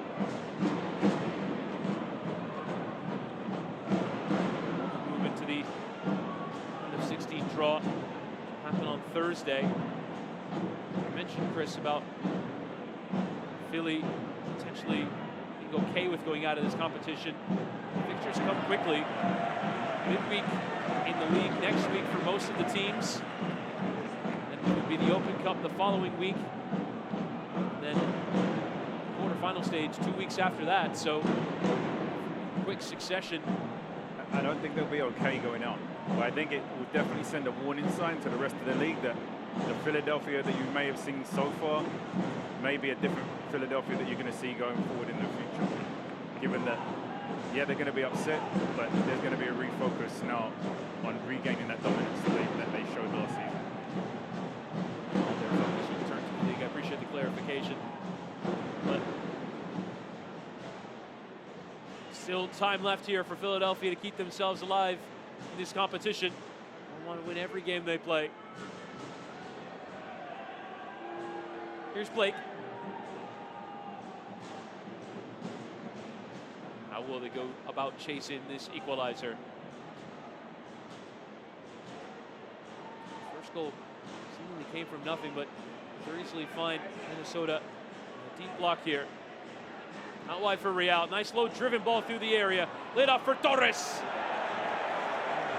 The first time tonight, Torres having a long distance effort, ill-measured. Torres just guilty of leaning back on this one too much. Great opportunity here. Just get it on target. Force the keeper to make a save. Tons of bodies in the box. It could deflect and go into the back of the net, but a couple times tonight he's just leaned back too much and the ball's just skyrocketed over the crossbar. They've done ever so well to work that ball from one side of the field, switch the point of attack to the other. Fantastic driven ball into the box. He has time there to pick his corner. Just not clinical enough tonight.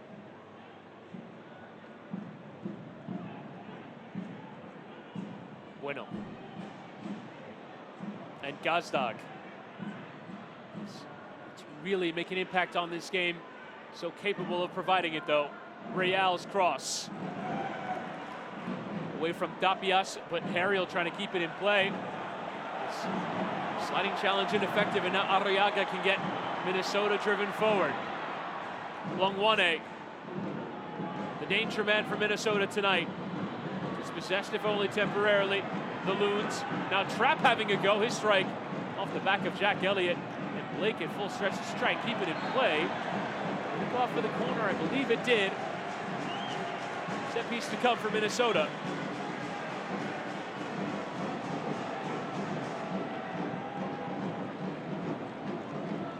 Still to come later tonight in the Open Cup.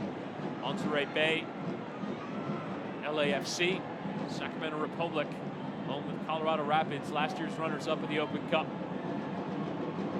You can see a little bit of gamesmanship here from Fragapane, and no rush to get this corner kick back into play. You can feel the fans' excitement on the fringe of potentially getting their first home win of the season. But it's not over yet. Scar is being whipped. Fragapane's corner comes here for Dotson off the header from Arriaga. Dotson trying the acrobatics, but getting it wrong at the vital moment. Philadelphia looking to get on with it quickly. Low.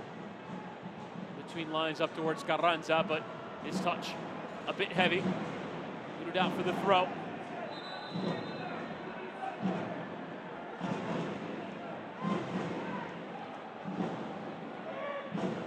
And now changes coming here. McGlynn off for the introduction of Wagner. Leon Flock coming into that midfield area. Substitutions for Philadelphia, the 7th man. Leaving the game, number 16, Jack McGlynn. Entering the game, Wagner 47. can create so much from fullback. Also leaving the game, number 20, Jesus Bueno. Entering the game, Bueno number 31, Leon Flock. makes way for Flock. Basically a starting team out there for Philadelphia. Or Chris Donovan have the goal. Jim Curtin describes Wagner as the best fullback in the league. Fragapane trying to get turned, surrounded by the entire Union defense. Longwane with Dotson. Just keeping it a bit here, edge of the area.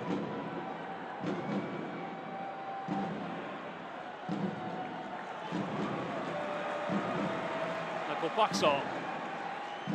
And Valentin. Donovan letting it run, and Gazdag on here for Carranza. Now Torres. In the challenge. Free kick given. Chance for the Union to get numbers forward. Arriaga there playing silly games with the referee. Pretended like he was stopping the ball and toe poked it away. Worth noting, since you mentioned it was Joseph Rosales' first goal for Minnesota. That was Chris Donovan's first goal for the senior Philadelphia Union side. Scored 8 goals for Philadelphia Union 2. Landmark night for him as well. Whipped into the area. Header one there by Coleman. Now Flock. And Torres again from long distance. And again, high and wide of target. Doesn't mind having a go, but the accuracy eluding him on this evening.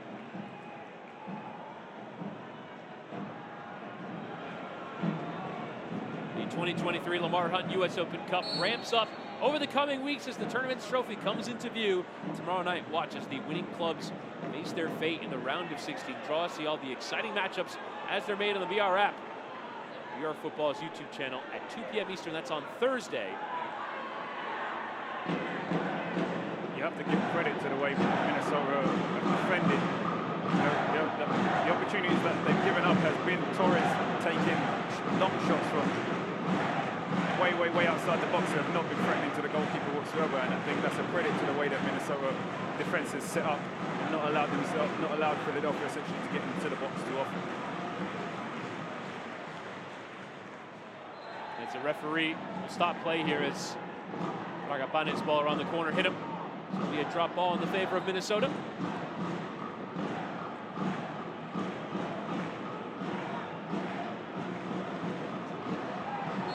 Torres' 6th shot of the evening. Last thing Philadelphia want to do here is be giving away little free kicks. It just allows Minnesota to kill the clock and just time waste a little bit more. No need to give away this free kick here in this situation. Well, the shirt there for Chris Donovan, and I think a yellow has been shown towards Kai Wagner, who continues to have a go at Fontes Misakos. For dissent there.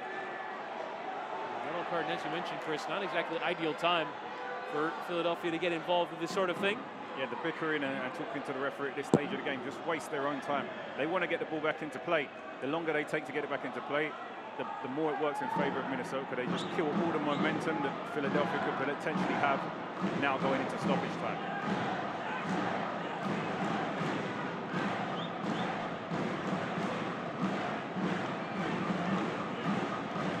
As we are into second half stoppage time, Minnesota will take their time over this free kick. Just having to see out the final minutes here. Ragapane can't control. We have a minimum of 4 minutes to be added at the end of the 90. It's 4 minutes for Philadelphia Union to save themselves in the Open Cup. Jim Curtin told us about wanting to see his side in one and done situations. You can see the urgency now to just get the ball forward, get it in the box, get it in the final third, and try to make something happen with just 3.5 minutes remaining in this game. Trap in the way. Low. Just trying to get it forward. Anywhere will do. Better one there by Arriaga. Nicely handled there by Dotson. Longwane now trying to get their side there of Elliott. Great tackle there from Elliott. Dotson dispossessed. Torres being harried. Advantage being given and eventually awarded, and a yellow card shown to Joseph Rosales. That's a naughty tackle there from Rosales. He knows exactly what he's doing. He wants to kill the momentum of Philadelphia going on a counter-attack. Make sure he stops the play. Ariel. Low pull back in towards Carranza. His touch heavy. A couple of times to the Argentine tonight. Gazdag unable to control. Harry to win it back. Referee allowing play to continue as Boxall continues his run forward. Now he's got Longwane. In behind for Fragapane. Will he go for goal? Will he try and take it to the corner flag as Low cross is cut out there by Low. The Union can get going forward. Up towards Carranza. Shoulder in the back there of Brent Coleman. Grains of sand falling through the hourglass. Cheap free kick to give away there from Carranza. Defender's facing his own touchline. There's not much he can do apart from see the ball out from a corner. He's now given control back to Minnesota. You can see it again slowing down the play. Carranza's had some good positions in the final third. His first touch has just let him down on a couple of occasions. He's not been able to get the shot off.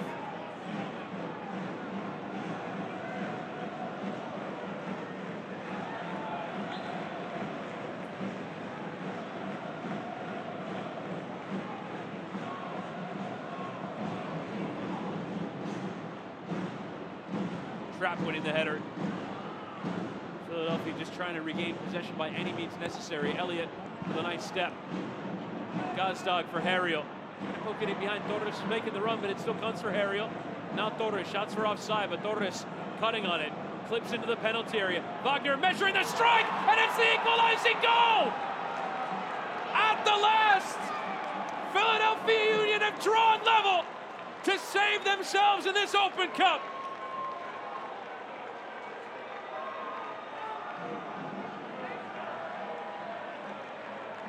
From 2-0 down, Philadelphia Union have just about sent this game into extra time.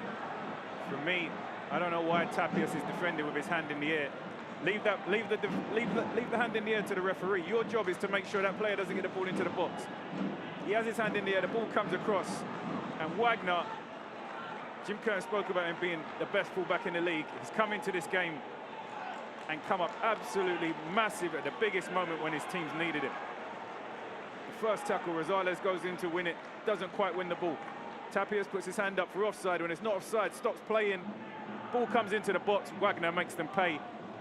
Open Cup drama.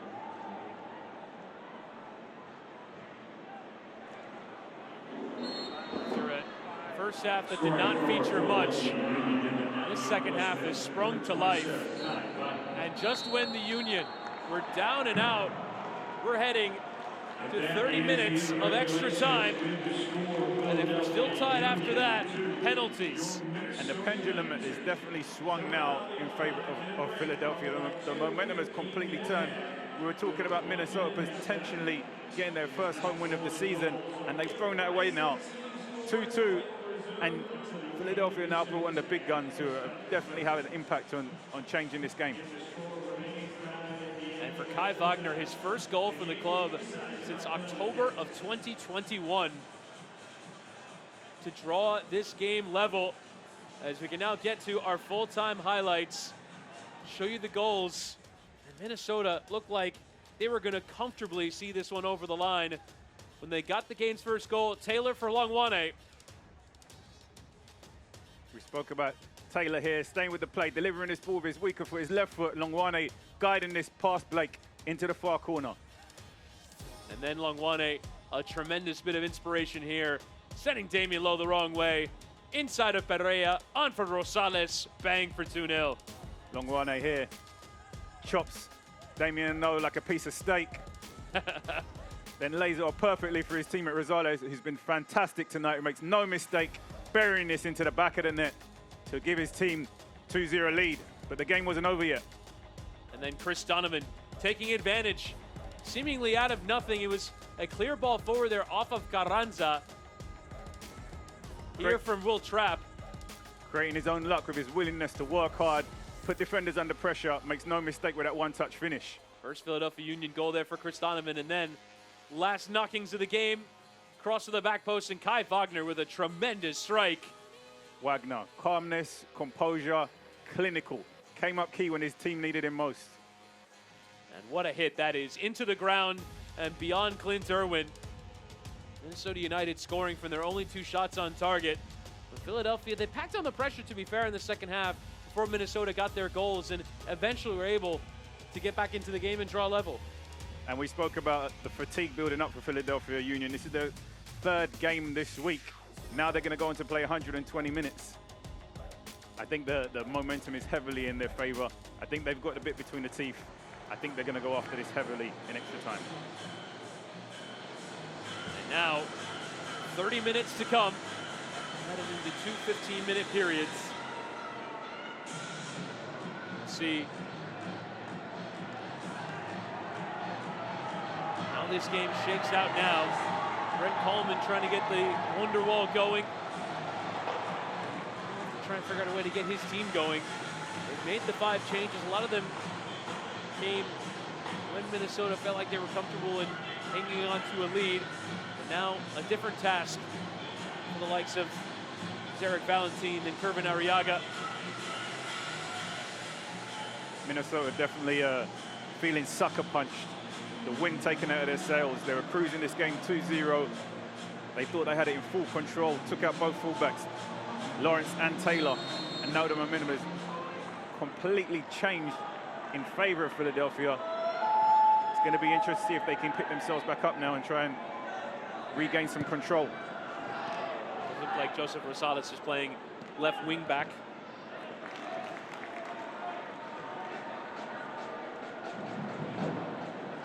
This makeshift team, after the changes have been made, only one substitute left for Adrian Heath. It's Cameron Dunbar, former LA Galaxy player.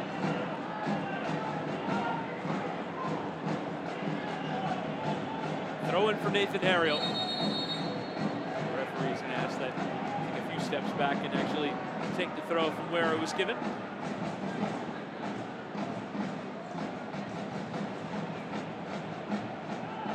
Union right now, a large number of their starters currently on the field as Flock just pops it up over towards his right side.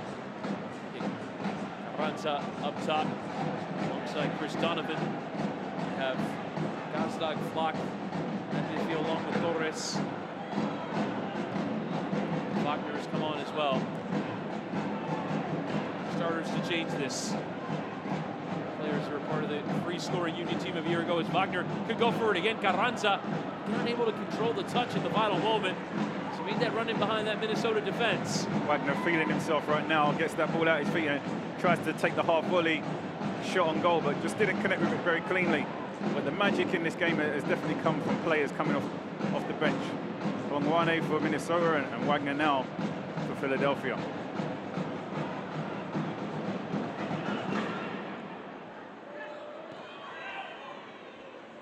Torres. In towards the byline. Challenge him from Tapias. He came off of the Argentine last. It will be a goal kick. You can see Torres' positioning is significantly changed from earlier in the game. He was playing more centrally as a 10. Now you can see him out on the flank playing as an inverted winger. Second straight cup tie that Minnesota got goals in quick succession and did it against Detroit. Got a third. Actually hang on to the 3-1 lead. Able to hang on to the lead. Goals in the 68th and 73rd minutes. Rosales on for Longwane. Get him going in. Nice 1-2 there with Fragapane towards the byline. The pullback is in towards Fragapane, but the offside flag is up. It's not like usual MLS play. We don't have VAR, so once the offside flag goes up, it is up and kills the play. So it looked like Longwane and Fragapane were combining well. Longwane's willingness to pick up the ball and be direct and drive at defenders is a huge plus to this team. He drives at Damian Lowe, plays the ball off to his teammate, continues his run in behind. Unfortunately, just offside, but you can see what he brings to this team. He gets defenders backpedaling, creating space and opportunities for his teammates and himself by continuing his runs.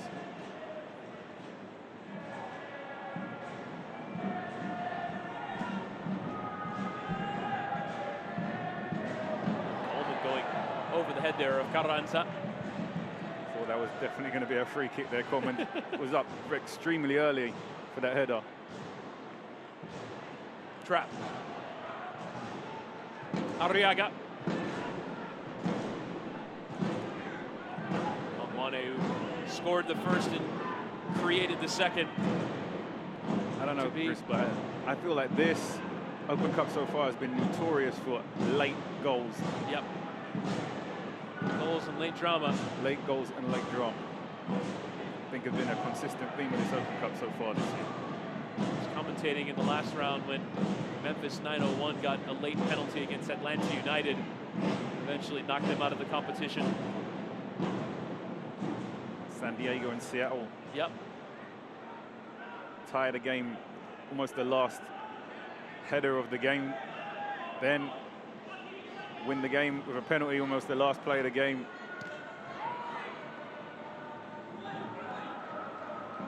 Gazdag returning for Torres. Felt like he was fouled there by Trapp. But the referee fine to let play continue. Hassani Dotson. Outside of the boot. Finds Eric Valentin, but he had not fully made the run forward yet. Valentin in his first season here with Minnesota, arriving from Houston Dynamo. Dawson has to be a little bit more responsive in possession of the ball there. He gave up very cheaply in this phase of the game where bodies are starting to get tired. There's going to be phases where you don't see the ball for long periods of time, and the last thing you want to be doing is turning over possession and chasing. When you've got it, you've got to keep it, and you've got to make things happen with it. Torres caught there. Will be a free kick. Salas has certainly done a job moving out to left wing back. So strong in the middle of the park, but changes that Adrian Heath has made move him out to that left side. Rosales, he's done that from the first minute to the 95th minute so far. He's been closing down, putting the midfielders for Philadelphia under pressure for the whole game. Real. Player who's no doubt made an impression. Rosales actually stake a claim to a bigger first-team role. Carranza flicking it behind in there for Gazdag. Finally targeted some Philadelphia players are slipping and sliding on this pitch. Ragapane in towards Longwane. Trying to get the beating of the Jamaican again, who is not going to get beat for a second time. On his side, a free kick. Lowe again doing a fantastic job here, just getting his body in between the player and the ball. Longwane probably as fast, if not maybe a little bit faster in terms of acceleration, but he does a great job of making his body a huge object that he has to go around first and winning a free kick for his team. Coleman heading away for a throw.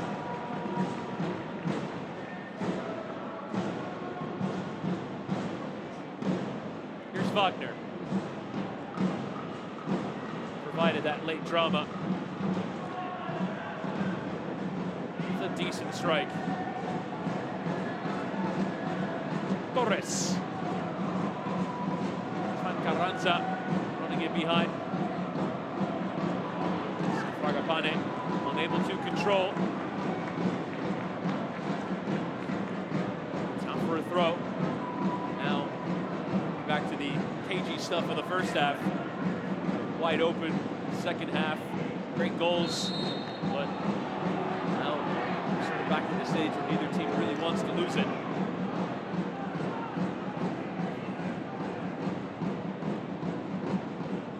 Sort of experience that Jim Curtin wanted to value for his side. We mentioned it, the late knockings of the second half.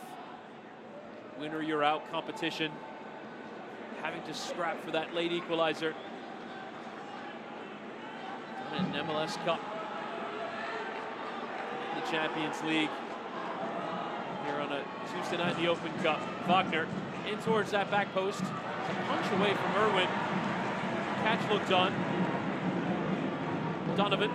And I think what he means by these competitions and more games like this is the mentality that it brings to players, and that something you always try to drive into players is to play every game like it's your last game. And in cup competitions, that's literally what it is. You either win the game or you're out the competition. And I think it brings that kind of mindset to the players. For Ragapane to get forward. He wants some help though. It's up towards Longwane. It's not enough pace to get it towards the South African, and was Flock in the way. We're told that Adrian Heath will make use of the 6th substitution available to him. Virtue of this game going to extra time, and Cameron Dunbar will enter for Hassani Dotson. First opportunity for a substitution. Here's Will Trapp. And you wonder if Adrian Heath is thinking in retrospect. Nice ball from Dotson in towards Longwane into the area, trying to pull it back in towards Fragabane, but as expected, it's Damian Lowe in the way, and it's a corner to Minnesota.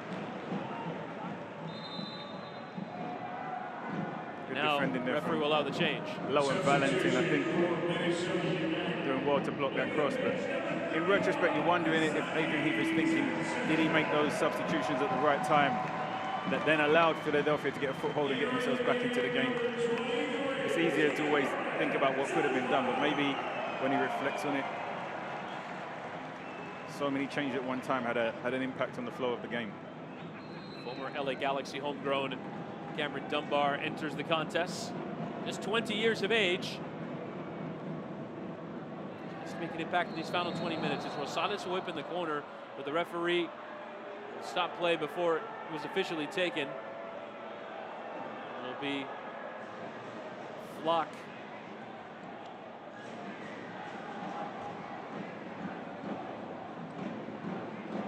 Change as well coming here from Philadelphia. Jeremy Raffanello will enter. He's gotten plenty of experience in MLS Next Pro as that corner is dealt with there initially. Again by Damian Lowe. So many defensive numbers. Headers and clearances and duels won and blocks. Who's beaten for that second goal is Arriaga goes down, and he is going to give a yellow card to the referee for simulation.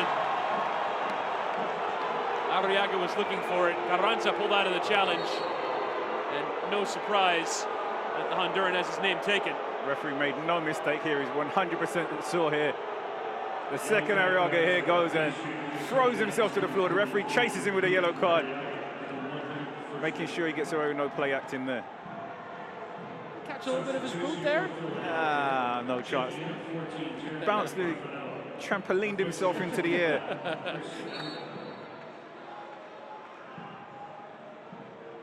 Valdes Pizzacos certain to give a yellow for simulation. The crowd might have just seen the replay. Thought that should have been a penalty to the Loons. Here's Dunbar. And while it is clever, you know, it is part of the game. It's something that we want to see less of, right? We want to see penalties given when they're authentic. You don't want to see somebody sell it and then the referee's in a tough situation because he maybe didn't see the right angle to make the right call. But I think that was 100% the right decision on that occasion. So less of a safety net for referees in the Open Cup with no VAR. Rosales shielded as Sai could win a throw. And I think Minnesota fans want simulation shown here. To the Union player who's thrown himself to the floor. Just confess, cannot see from our vantage point who the player is. Well, the difference is he's not throwing himself on the floor to try and win a penalty kick because he's off the field. Can't win a penalty from there. There's a difference in throwing yourself to the floor and impacting the result of the game. And it looks like he's authentically injured anyhow, the way the medical team are attending to him right now.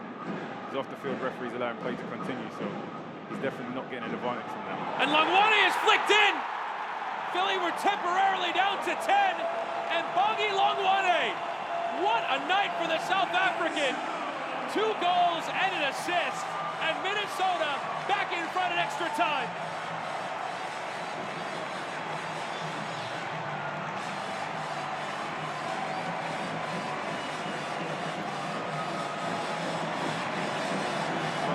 An absolutely devastating impact into this game for the Philadelphia. What a fantastic driven ball into the box.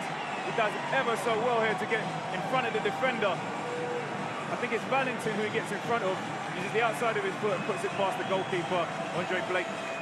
Conceded for the 3rd time tonight, but again, Longwane having that tremendous impact from the bench into this game for Minnesota United. And Rosales scored from the assist of Longwane for the second, and there Rosales turning provider for Longwane. And what a ball driven into the area that was.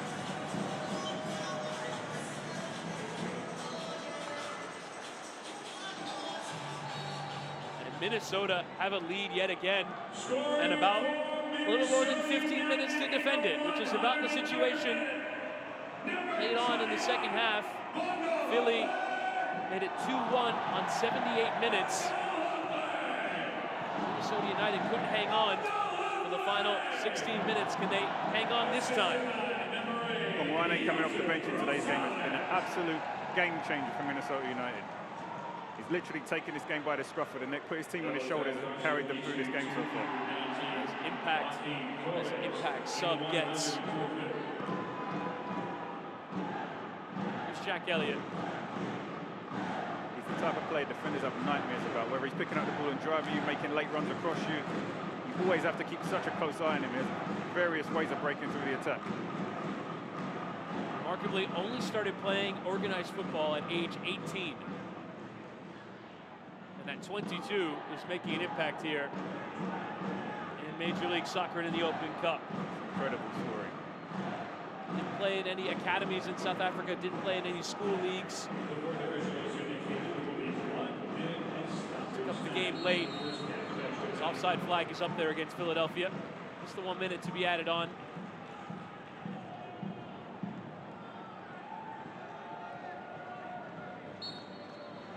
Spot the scouting staff of Adrian Heath.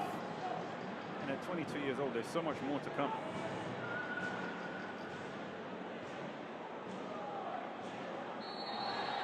Given the current form he's in, you can start to imagine him perhaps making runs for Manuel Reynoso now. It would be a force multiplier for the player. And this is a unique, strange situation now for Minnesota, because if they relax too much, they're going to allow themselves to just be under pressure from Philadelphia. And there's still 15 minutes to go. So do they drop off and now allow Philadelphia to come at them, or do they continue to attack and leave themselves wide open? That's what I imagine Adrian Heath will be discussing now with his players as we reach halftime of extra time. And it's Minnesota 3, Philadelphia Union 2. Minnesota United now with a decision to make in terms of approach. Which way would you go, Chris Nurse?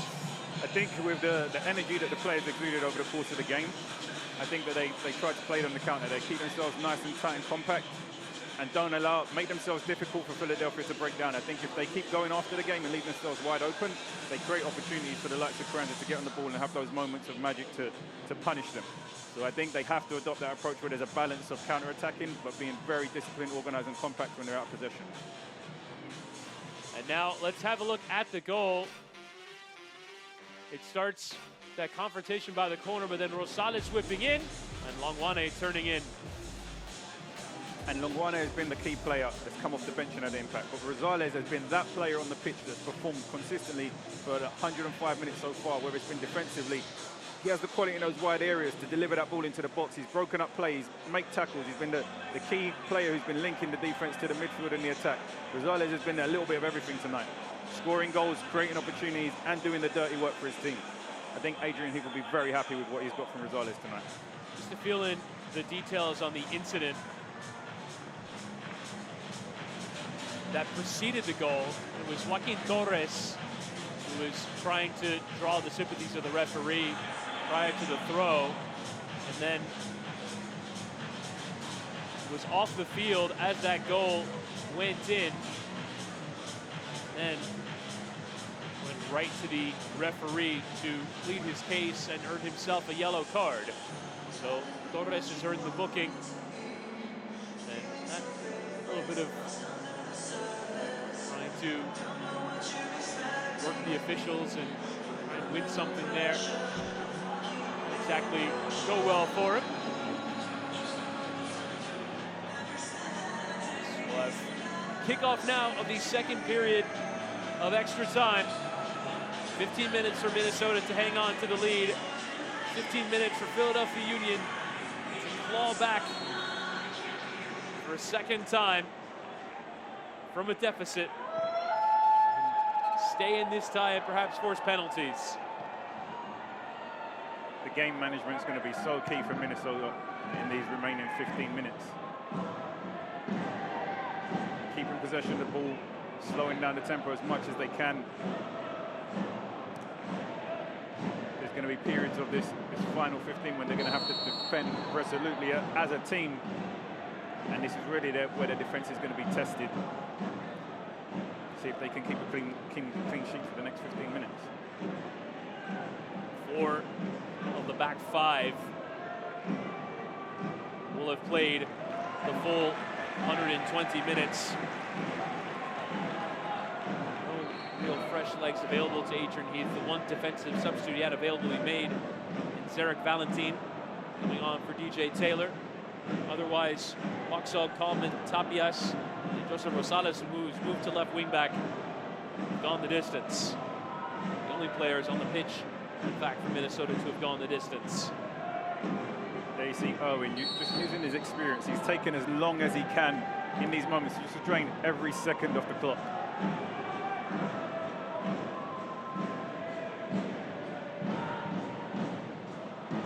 Arriaga flicking on.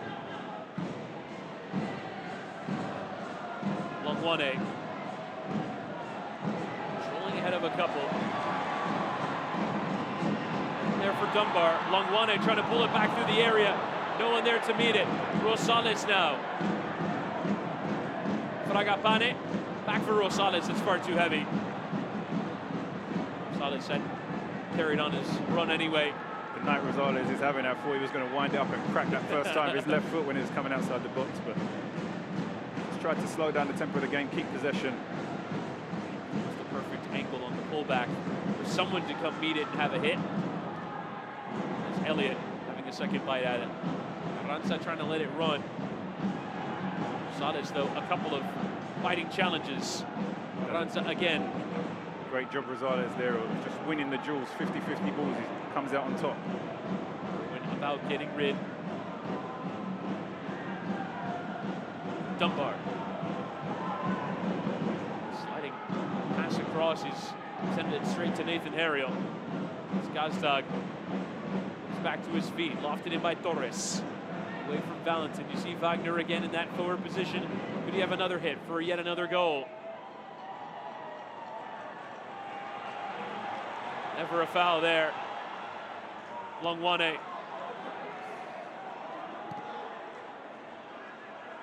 And Trapp. Longwane just unable to get the ball out his feet there to his teammate who was making the run. He put his hand in the air to apologize. Longwane now trying to win a corner off a low. To try and get rid towards the central area. The high bounce, though, will come for Carranza. And a free kick given. Smart advantage awarded there by Fotis Pizakos. Back in play by the Union. I don't think this game's over yet, Chris. I think with the late goals we've seen, I think there's still one more in this game. I don't know which way it goes. I still think there's, in the remaining 12 minutes, there's one more goal left. We'll see which way it'll go. Both teams are tired. You can see players on the ball now having a little bit more time than there was early in the game when they were getting closed down quickly. One-touch passing coming off here for Philly. Gazdag. There's a couple of forward runners, but his footing there. No Longwane. It's around the corner. Gets the beating there of Jack Elliott for pace. It's going to be a free kick, and it will almost surely be a yellow card. As Longwane was away and was going to get the beating there of Jack Elliott, who had no choice but to put the challenge in. I was just about to say, the last thing you want to do here is be in a foot race with Longwane, and Elliott wasn't going to win that foot race, but made sure he took him down, didn't allow him to get away from him. Now he has to be very careful in these remaining 10 minutes.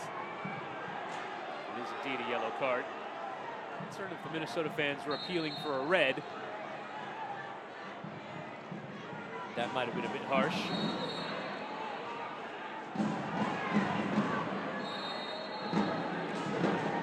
Now Valentin to put it in play. Longwane was slow rolling, running behind.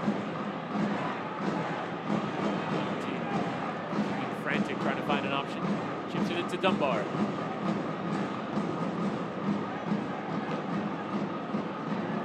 Around him there from Wagner. A throw. I'm not sure I agree Minnesota. with that. It's a little bit too early to be going to the corner. There's still 10 minutes to play. Well, I agree, you do need to manage the game and try and drain the clock. I'm not sure if you're going to be able to keep going to the corner flags for the next 10 minutes.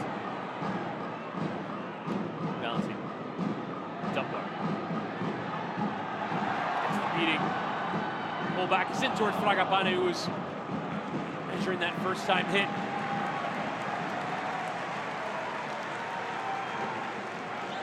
Defensive intervention, but it is a throw.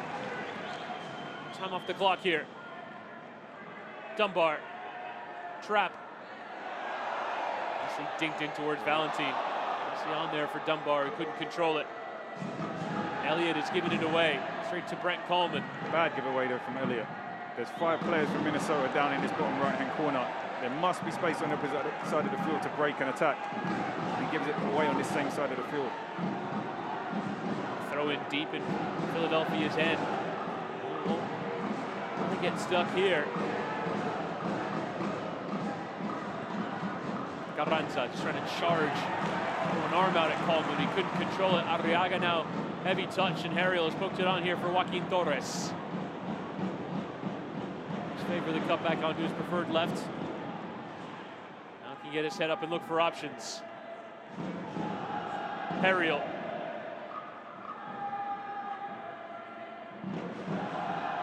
Torres again. So many hits from long range. Perhaps one of them pay off for a goal. To draw this game level once more. Real. And Kai Wagner's cross is overhit. Able to keep it in play there. Nathan Harriel will be a throw to the Loons of Minnesota United. Wagner, who provided 15 assists in MLS a year ago from fullback. Able to find the right bit of service there. You can see Torres trying to get on the ball in the middle of the park and just trying to find players in those little gaps. He does have the ability, he does have the eye and the technique to find those key passes and thread the ball through the needle into the final third, but just not seeing those players in those positions and players making those runs. He's having to play sideways a lot of the time rather than forwards.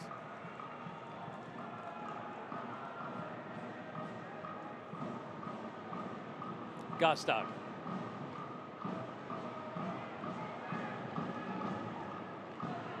And Matt Real. Flock felt like he was fouled behind the play. Philadelphia have to keep the tempo high. They have to keep the urgency. There's only 7 minutes left in this game. They've got to try and keep the ball in the final third for as much as possible to create those goals or an opportunity. Playing back to the goalkeeper and recycling looks great, but possession is not going to win you this game right now. You need to create goal-scoring chances. Switch hit out towards Wagner. Comes off in last and out for the throw. Having a little bit of words with Valentine as well. He's not really having it either.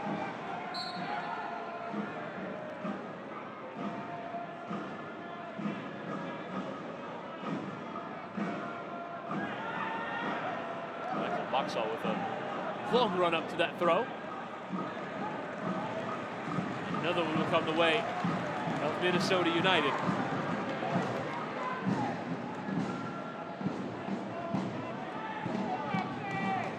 East side looking for a second win in this tournament. Knocking Detroit City out in the third round. Philadelphia entering at this stage. And coming into this game, Minnesota haven't won in their previous 5 games. Only won once in their previous 5 games, sorry. That win coming against Detroit. So this will be extremely big for their confidence going forward. That's what the Open Cup can offer. Torres around the corner, but unable to find fellow Union colors. Nice interchange there. Longwane around the corner. Dunbar was in behind. The foul came in. It's going to be a free kick right on the edge of the area. I think some Minnesota fans will want a denial of a goal-scoring opportunity red, but it is just a yellow and a free kick against Matt Real. Yeah, there's no argument there from Real whatsoever. You can see he just accepts that one from the referee. He's probably happy it's not a red because he's through on goal here. There's no chance there's any defender getting across. Damian Lowe maybe, but sure he would have got a shot off before that happened. think Real can count himself fortunate in that situation. It's fortunate that's not a red card, and honestly, if this game had VAR, that one would probably be checked. And you see his arm was out in a kind of unnatural position where he got contact with him. So he knew what he was doing. Smart. Yeah, honestly, given the circumstances of the game, a fairly brilliant yellow card to take there from Matt Real. Unless they get punished here, Minnesota look like they're cooking up something special. Yeah, 4 players over it. It's off the aggressive posture. It does look like Arriaga will fancy it, but why not Rosales, Fragapane involved as well. Rosales here could go around the outside of the wall. One thing we know is that they'll take their time. Yeah, they're in no rush. 5 in the wall in front of Andre Blake. Here is Gervin Arriaga. He'll leave it for Rosales to have a hit low towards the corner. Saved by Blake, and Dunbar couldn't turn in. And the flag stayed down. A golden opportunity there for Cameron Dunbar, who just couldn't apply the finish. Rosales does well here to force the save out of Blake, but Dunbar, so easy to turn that one into the back of the net and knocks it wide. He gets good contact on the ball, but just unable to guide it on target. That would have been game, set, and match had he finished that one, but now Philadelphia on the attack again. Still a little more than 3 minutes left to play. Does this one have another twist in the tail? It'd be remarkable. Minnesota led by 2-0. 17 minutes left to play. Great pass there from Elliott. Move the lead away. I think he's doing the right thing here, find himself forward as a centre forward with only a couple minutes left. 6'6" size could be used. These balls get sent in. Rosales, an awkward ball forward. Flock there to try and recover it. He's about done so. Off of Fragapane. Harriel now. Gazdag. You've got Elliott in the box. You've got to deliver the ball in there to make him a threat. Harriel. And Lowe getting the cross in. Header one there by Arriaga, but popped high into the Minnesota night sky. No handball there as it's just lofted in. Rosales heading away, and it will go out for a corner. So for a chance to equalize, Philadelphia will now send everyone forward. Wasn't the best ball into the box, but it's just enough to keep the pressure on, to keep them in the final third. These last 2.5 minutes of the game. We spoke about Elliott now is almost playing like a centre forward, so it's imperative at 6'6" that they try to get the ball into the box to him. As Wagner will play it in. Lowe is in there, but Longwane won the header. Torres at full stretch to try and keep it here for the Union. Just chip it back in to the penalty area. Headed away, Nathan Harriel on the recovery. Trying to turn away from the pressure. Will Trapp caught him. It'll be a free kick in a fairly dangerous position here for Philadelphia Union. Are you going to see Andre Blake heading up to the box? 90 seconds left. Surely if not now, then soon.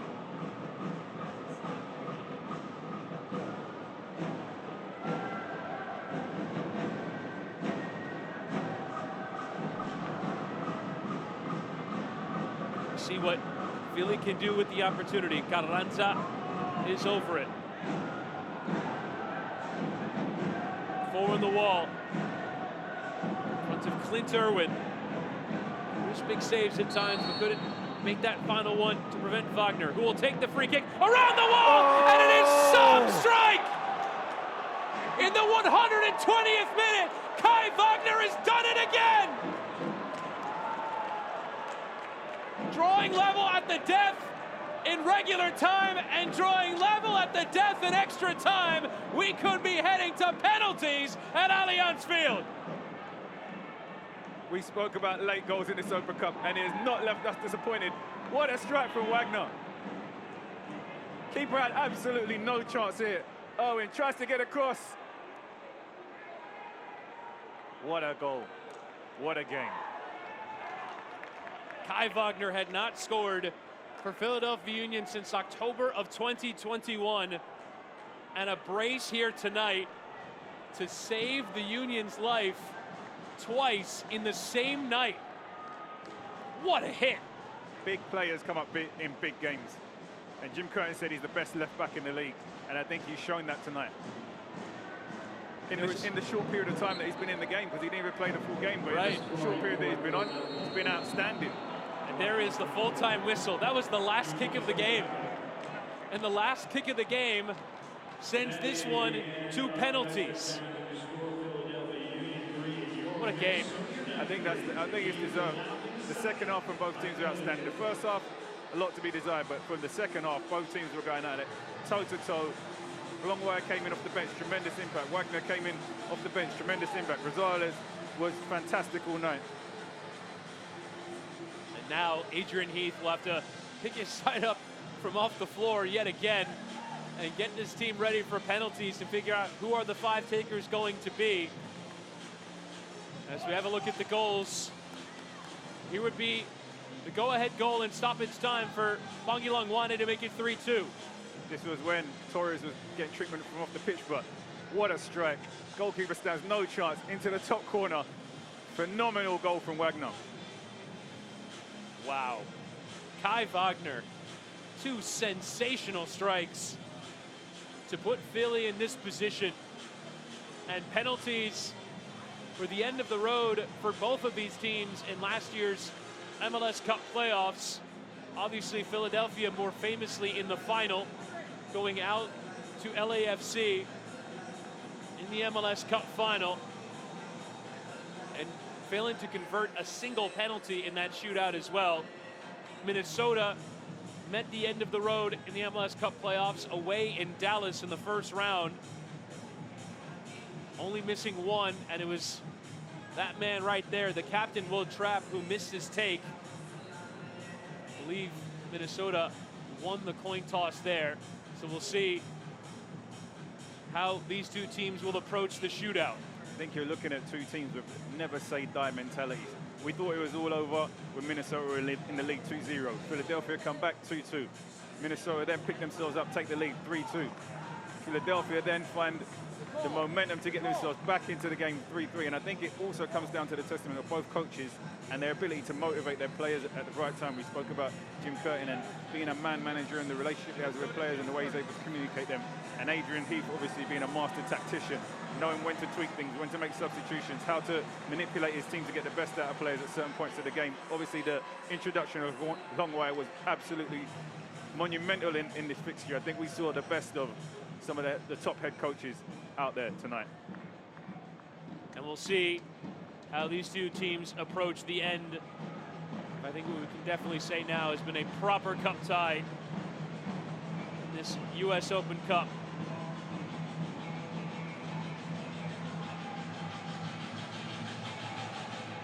And now, Philadelphia Union players in the huddle. Minnesota players already gathered on the halfway line. Andre Blake, the captain, will try and be the hero in goal. Will shoot towards the Wonderwall. I think anybody who missed this game tonight will regret it tremendously. The magic of the Open Cup did not let us down. No doubt, no doubt. On a night that we saw some cup magic in New England with USL side Pittsburgh Riverhounds knocking New England out of the tournament. Still 2 home USL sides playing right now. LAFC lead away at Monterey Bay by 1-0. Colorado lead away at Sacramento Republic by 2-1. Still plenty of time for those games to change. Irwin and Blake getting the final instructions from referee Bazzacco, and it will be Minnesota to take first at this end. It will be Franco Fragapane to take first.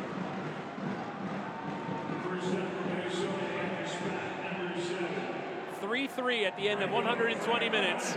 And now it comes down to the shootout. First up, the Argentine. Here's Franco Fragapane. Well taken. And Minnesota off to the 1-0 lead in this shootout. Andre Blake goes the right direction, but just unable to get anything onto the ball. Fragapane, calm and composed, makes no mistake burying this one into the back of the net. Blake guessing that right way, just enough height on it. And now it will be Gazdag, who scored the winning goal at the weekend against New York Red Bulls from the penalty spot. He will be the first taker now. See everyone in that supporters end trying to make a noise and distract the Hungarian. Here's Daniel Gazdag. Irwin the wrong way, and it's 1-1 after one round. Gazdag does ever so well here. Just takes the extra second when the goalkeeper goes the wrong way, picks his corner and slots it away. And now Will Trapp to take. As we mentioned, the lone player to miss in the shootout in last year's playoffs. And now to try and make amends. Will Trapp, the club captain, against Andre Blake. He does make amends. He converts as Andre Blake guesses the wrong way. Yet to have a miss in this early stages of the shootout. Great penalty kick here from Trapp. Sends Blake the wrong way, but buries his penalty kick into the side netting. Goalkeepers don't save those.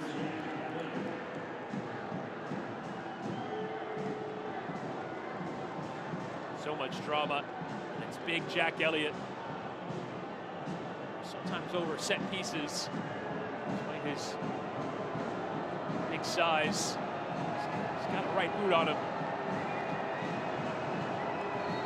Here's Jack Elliott. No fuss. With either the run-up or the take. Well hit there by Jack Elliott. And we're level at 2. Nice penalty here from Elliott. A little bit of power, a little bit of finesse. Strong enough to give the keeper no chance. That'll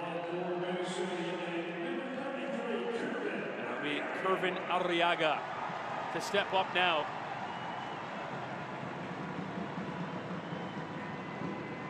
Domineering in stature. 12 paces away. Stature does not help. Just gotta get it beyond Andre Blake, who leaps in both directions, trying to put off the Honduran. Here's Kervin Arriaga.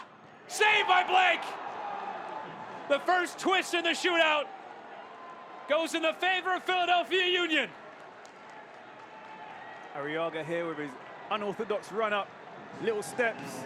Blake guesses the right way. Fairly comfortable save for Andre Blake there. Not the greatest penalty there from Arriaga. The three-time MLS Goalkeeper of the Year with the save. And now Minnesota up against it here. A big take for Matt Real.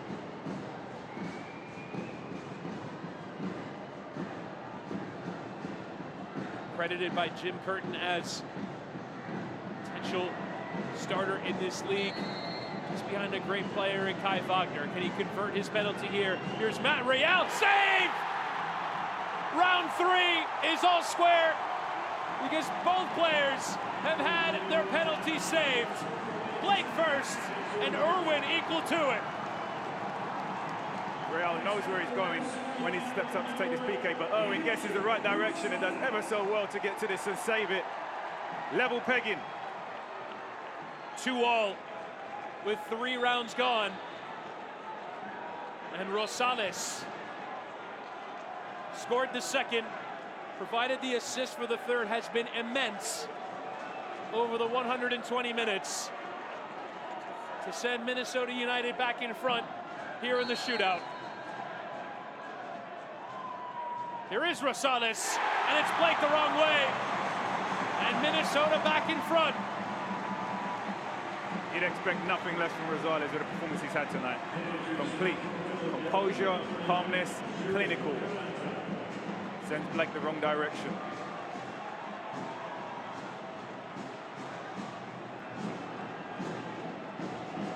Now then, Joaquin Torres. He's had no problem shooting over the course of the evening, but has had a bit of difficulty finding accuracy. Certainly hope that would not elude him here. 7 shots in total in the game, none finding the back of the net. Be a long run up for the Argentine. Big offseason acquisition from Montreal. Here's Joaquin Torres down the middle. And we're all level yet again. The sides have matched each other through 4 rounds as we head to the decisive 5th. Good PK here from Torres. Just waits for the keeper to dive. Straight down the middle, makes no mistake on this occasion. Well struck there by Torres. Now, Cameron Dunbar will step up to take the last player to come into the game in the 100th minute. Is a 20-year-old from LA Galaxy. Had that key chance to close out the game after Rosales' free kick. Can he give the advantage here to Minnesota? In the 5th round of the shootout, Dunbar tried to get Andre Blake to guess the wrong way. His dive late anyway, and Cameron Dunbar does the job. Dunbar can count himself just a little bit lucky with that penalty kick. Does ever so well though. Blake, I think he'd be kicking himself that he didn't get to that one. And now, a save here from Clint Irwin, and Minnesota will have about hung on. Carranza can keep this one going. Guys, we didn't see Longwane or Wagner take in the first 5, given the performances they put in. But it's Carranza to keep this one alive. This round of 32 tie. Here's Julian Carranza. And we're level after 5 rounds. 4 all. Carranza, cool take. You'd expect nothing different from Carranza in the form that he's been in since he arrived at Philadelphia. Absolutely fantastic goal scorer. Sends the goalkeeper the wrong way. Never looked like he was going to miss it. I'm nervous. He's not even playing. We have no dog in the fight. And now into winner-take-all situations. Coleman in the 6th round. Top corner. That's certainly not a center back's finish there. Brent Coleman giving Minnesota yet another lead. Now Raffanello on as a sub. Great conviction in the way Coleman hits this. Knows where he's going before he even steps up and changes his mind, buries it, sends Blake the wrong direction. Wonderwall hoping for a miss here. Irwin has produced 1 save. Can he produce a second to win it for Minnesota United? Here's Jeremy Raffanello, and Irwin goes left. Raffanello goes left. And we're all tied at 5. Sudden death, sends the keeper the wrong way. Good penalty. Now as we get deeper into the numbers, start to get to the players who are maybe not so confident at taking penalty kicks, so it gets a little bit more interesting. Minnesota, no problem sending central defenders to the spot. Boxall will now step up after Coleman took in round 6.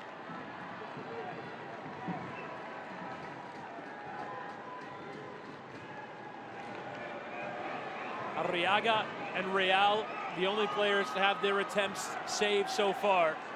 Both of those in the 3rd round. Now a long run up from off camera. Michael Boxall. Again, Andre Blake unable to guess the right way. The New Zealand international, a cool take. The penalty kicks have been very good so far. Boxall here, nice and composed. Blake dives the wrong direction, slots it into the corner. And now the pressure again on Philadelphia. Their 3rd sudden death take, and this time it will be Damian Lowe. Put in yet another immense defensive performance. All that work matters for naught here. Against Irwin. Damian Lowe to keep this one alive. The stutter step, and Irwin diving the wrong way yet again.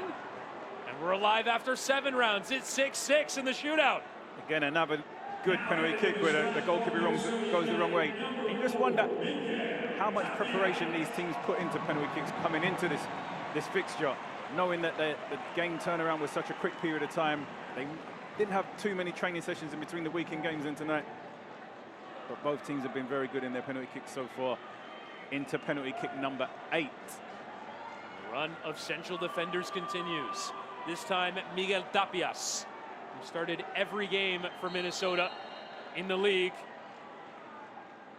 Ever present to step up, and a confident take there into the bottom corner. And Andre Blake is really struggling here. Get anywhere near these takes for Minnesota United. That's ever so well. You see, he just composes himself, drives it as far into the corner as he can. Great penalty there from Tobias.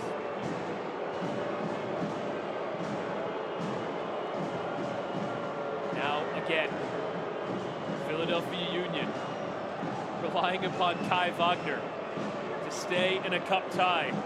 He scored the equalizer in the last minute of the 90. He scored another equalizer in the last minute of extra time. And Kai Wagner has his attempt saved by Clint Irwin. He can't keep the Union alive for a third time. And Minnesota United are through to the round of 16 of the Lamar Hunt U.S. Open Cup.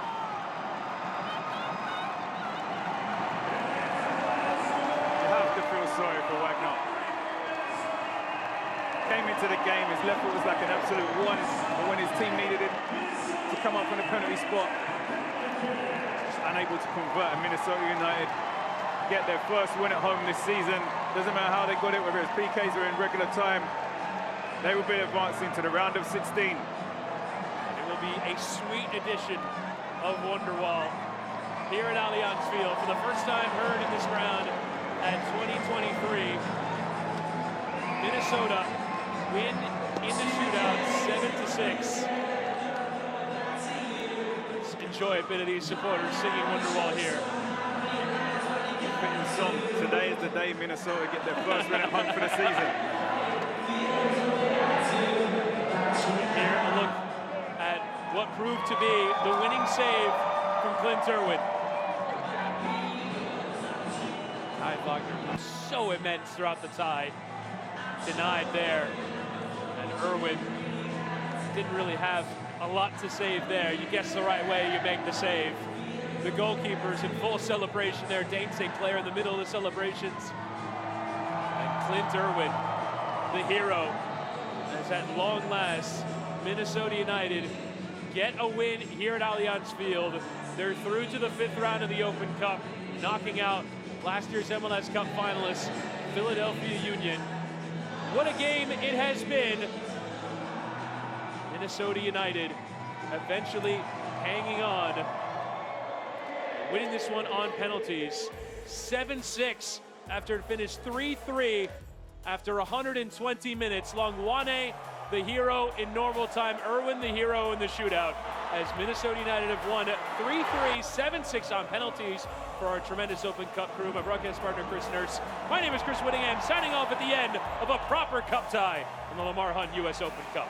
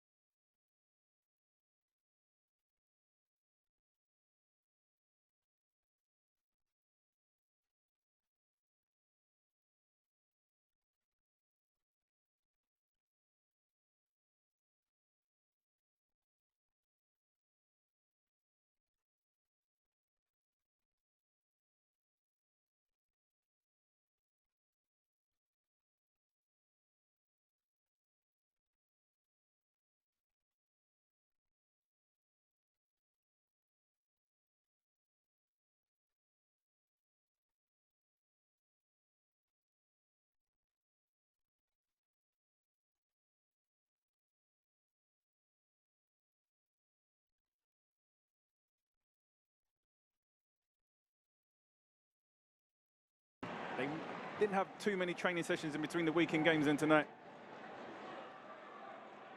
Kick so far into penalty kick number 8. The run of central defenders continues. This time, Miguel Tapias, who started every game for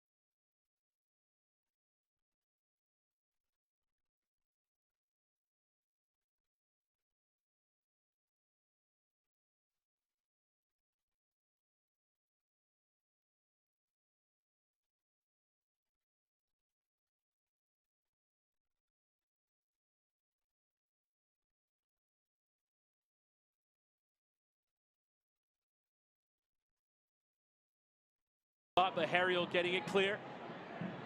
DJ Taylor, though, coming across, despite the appeals for handball.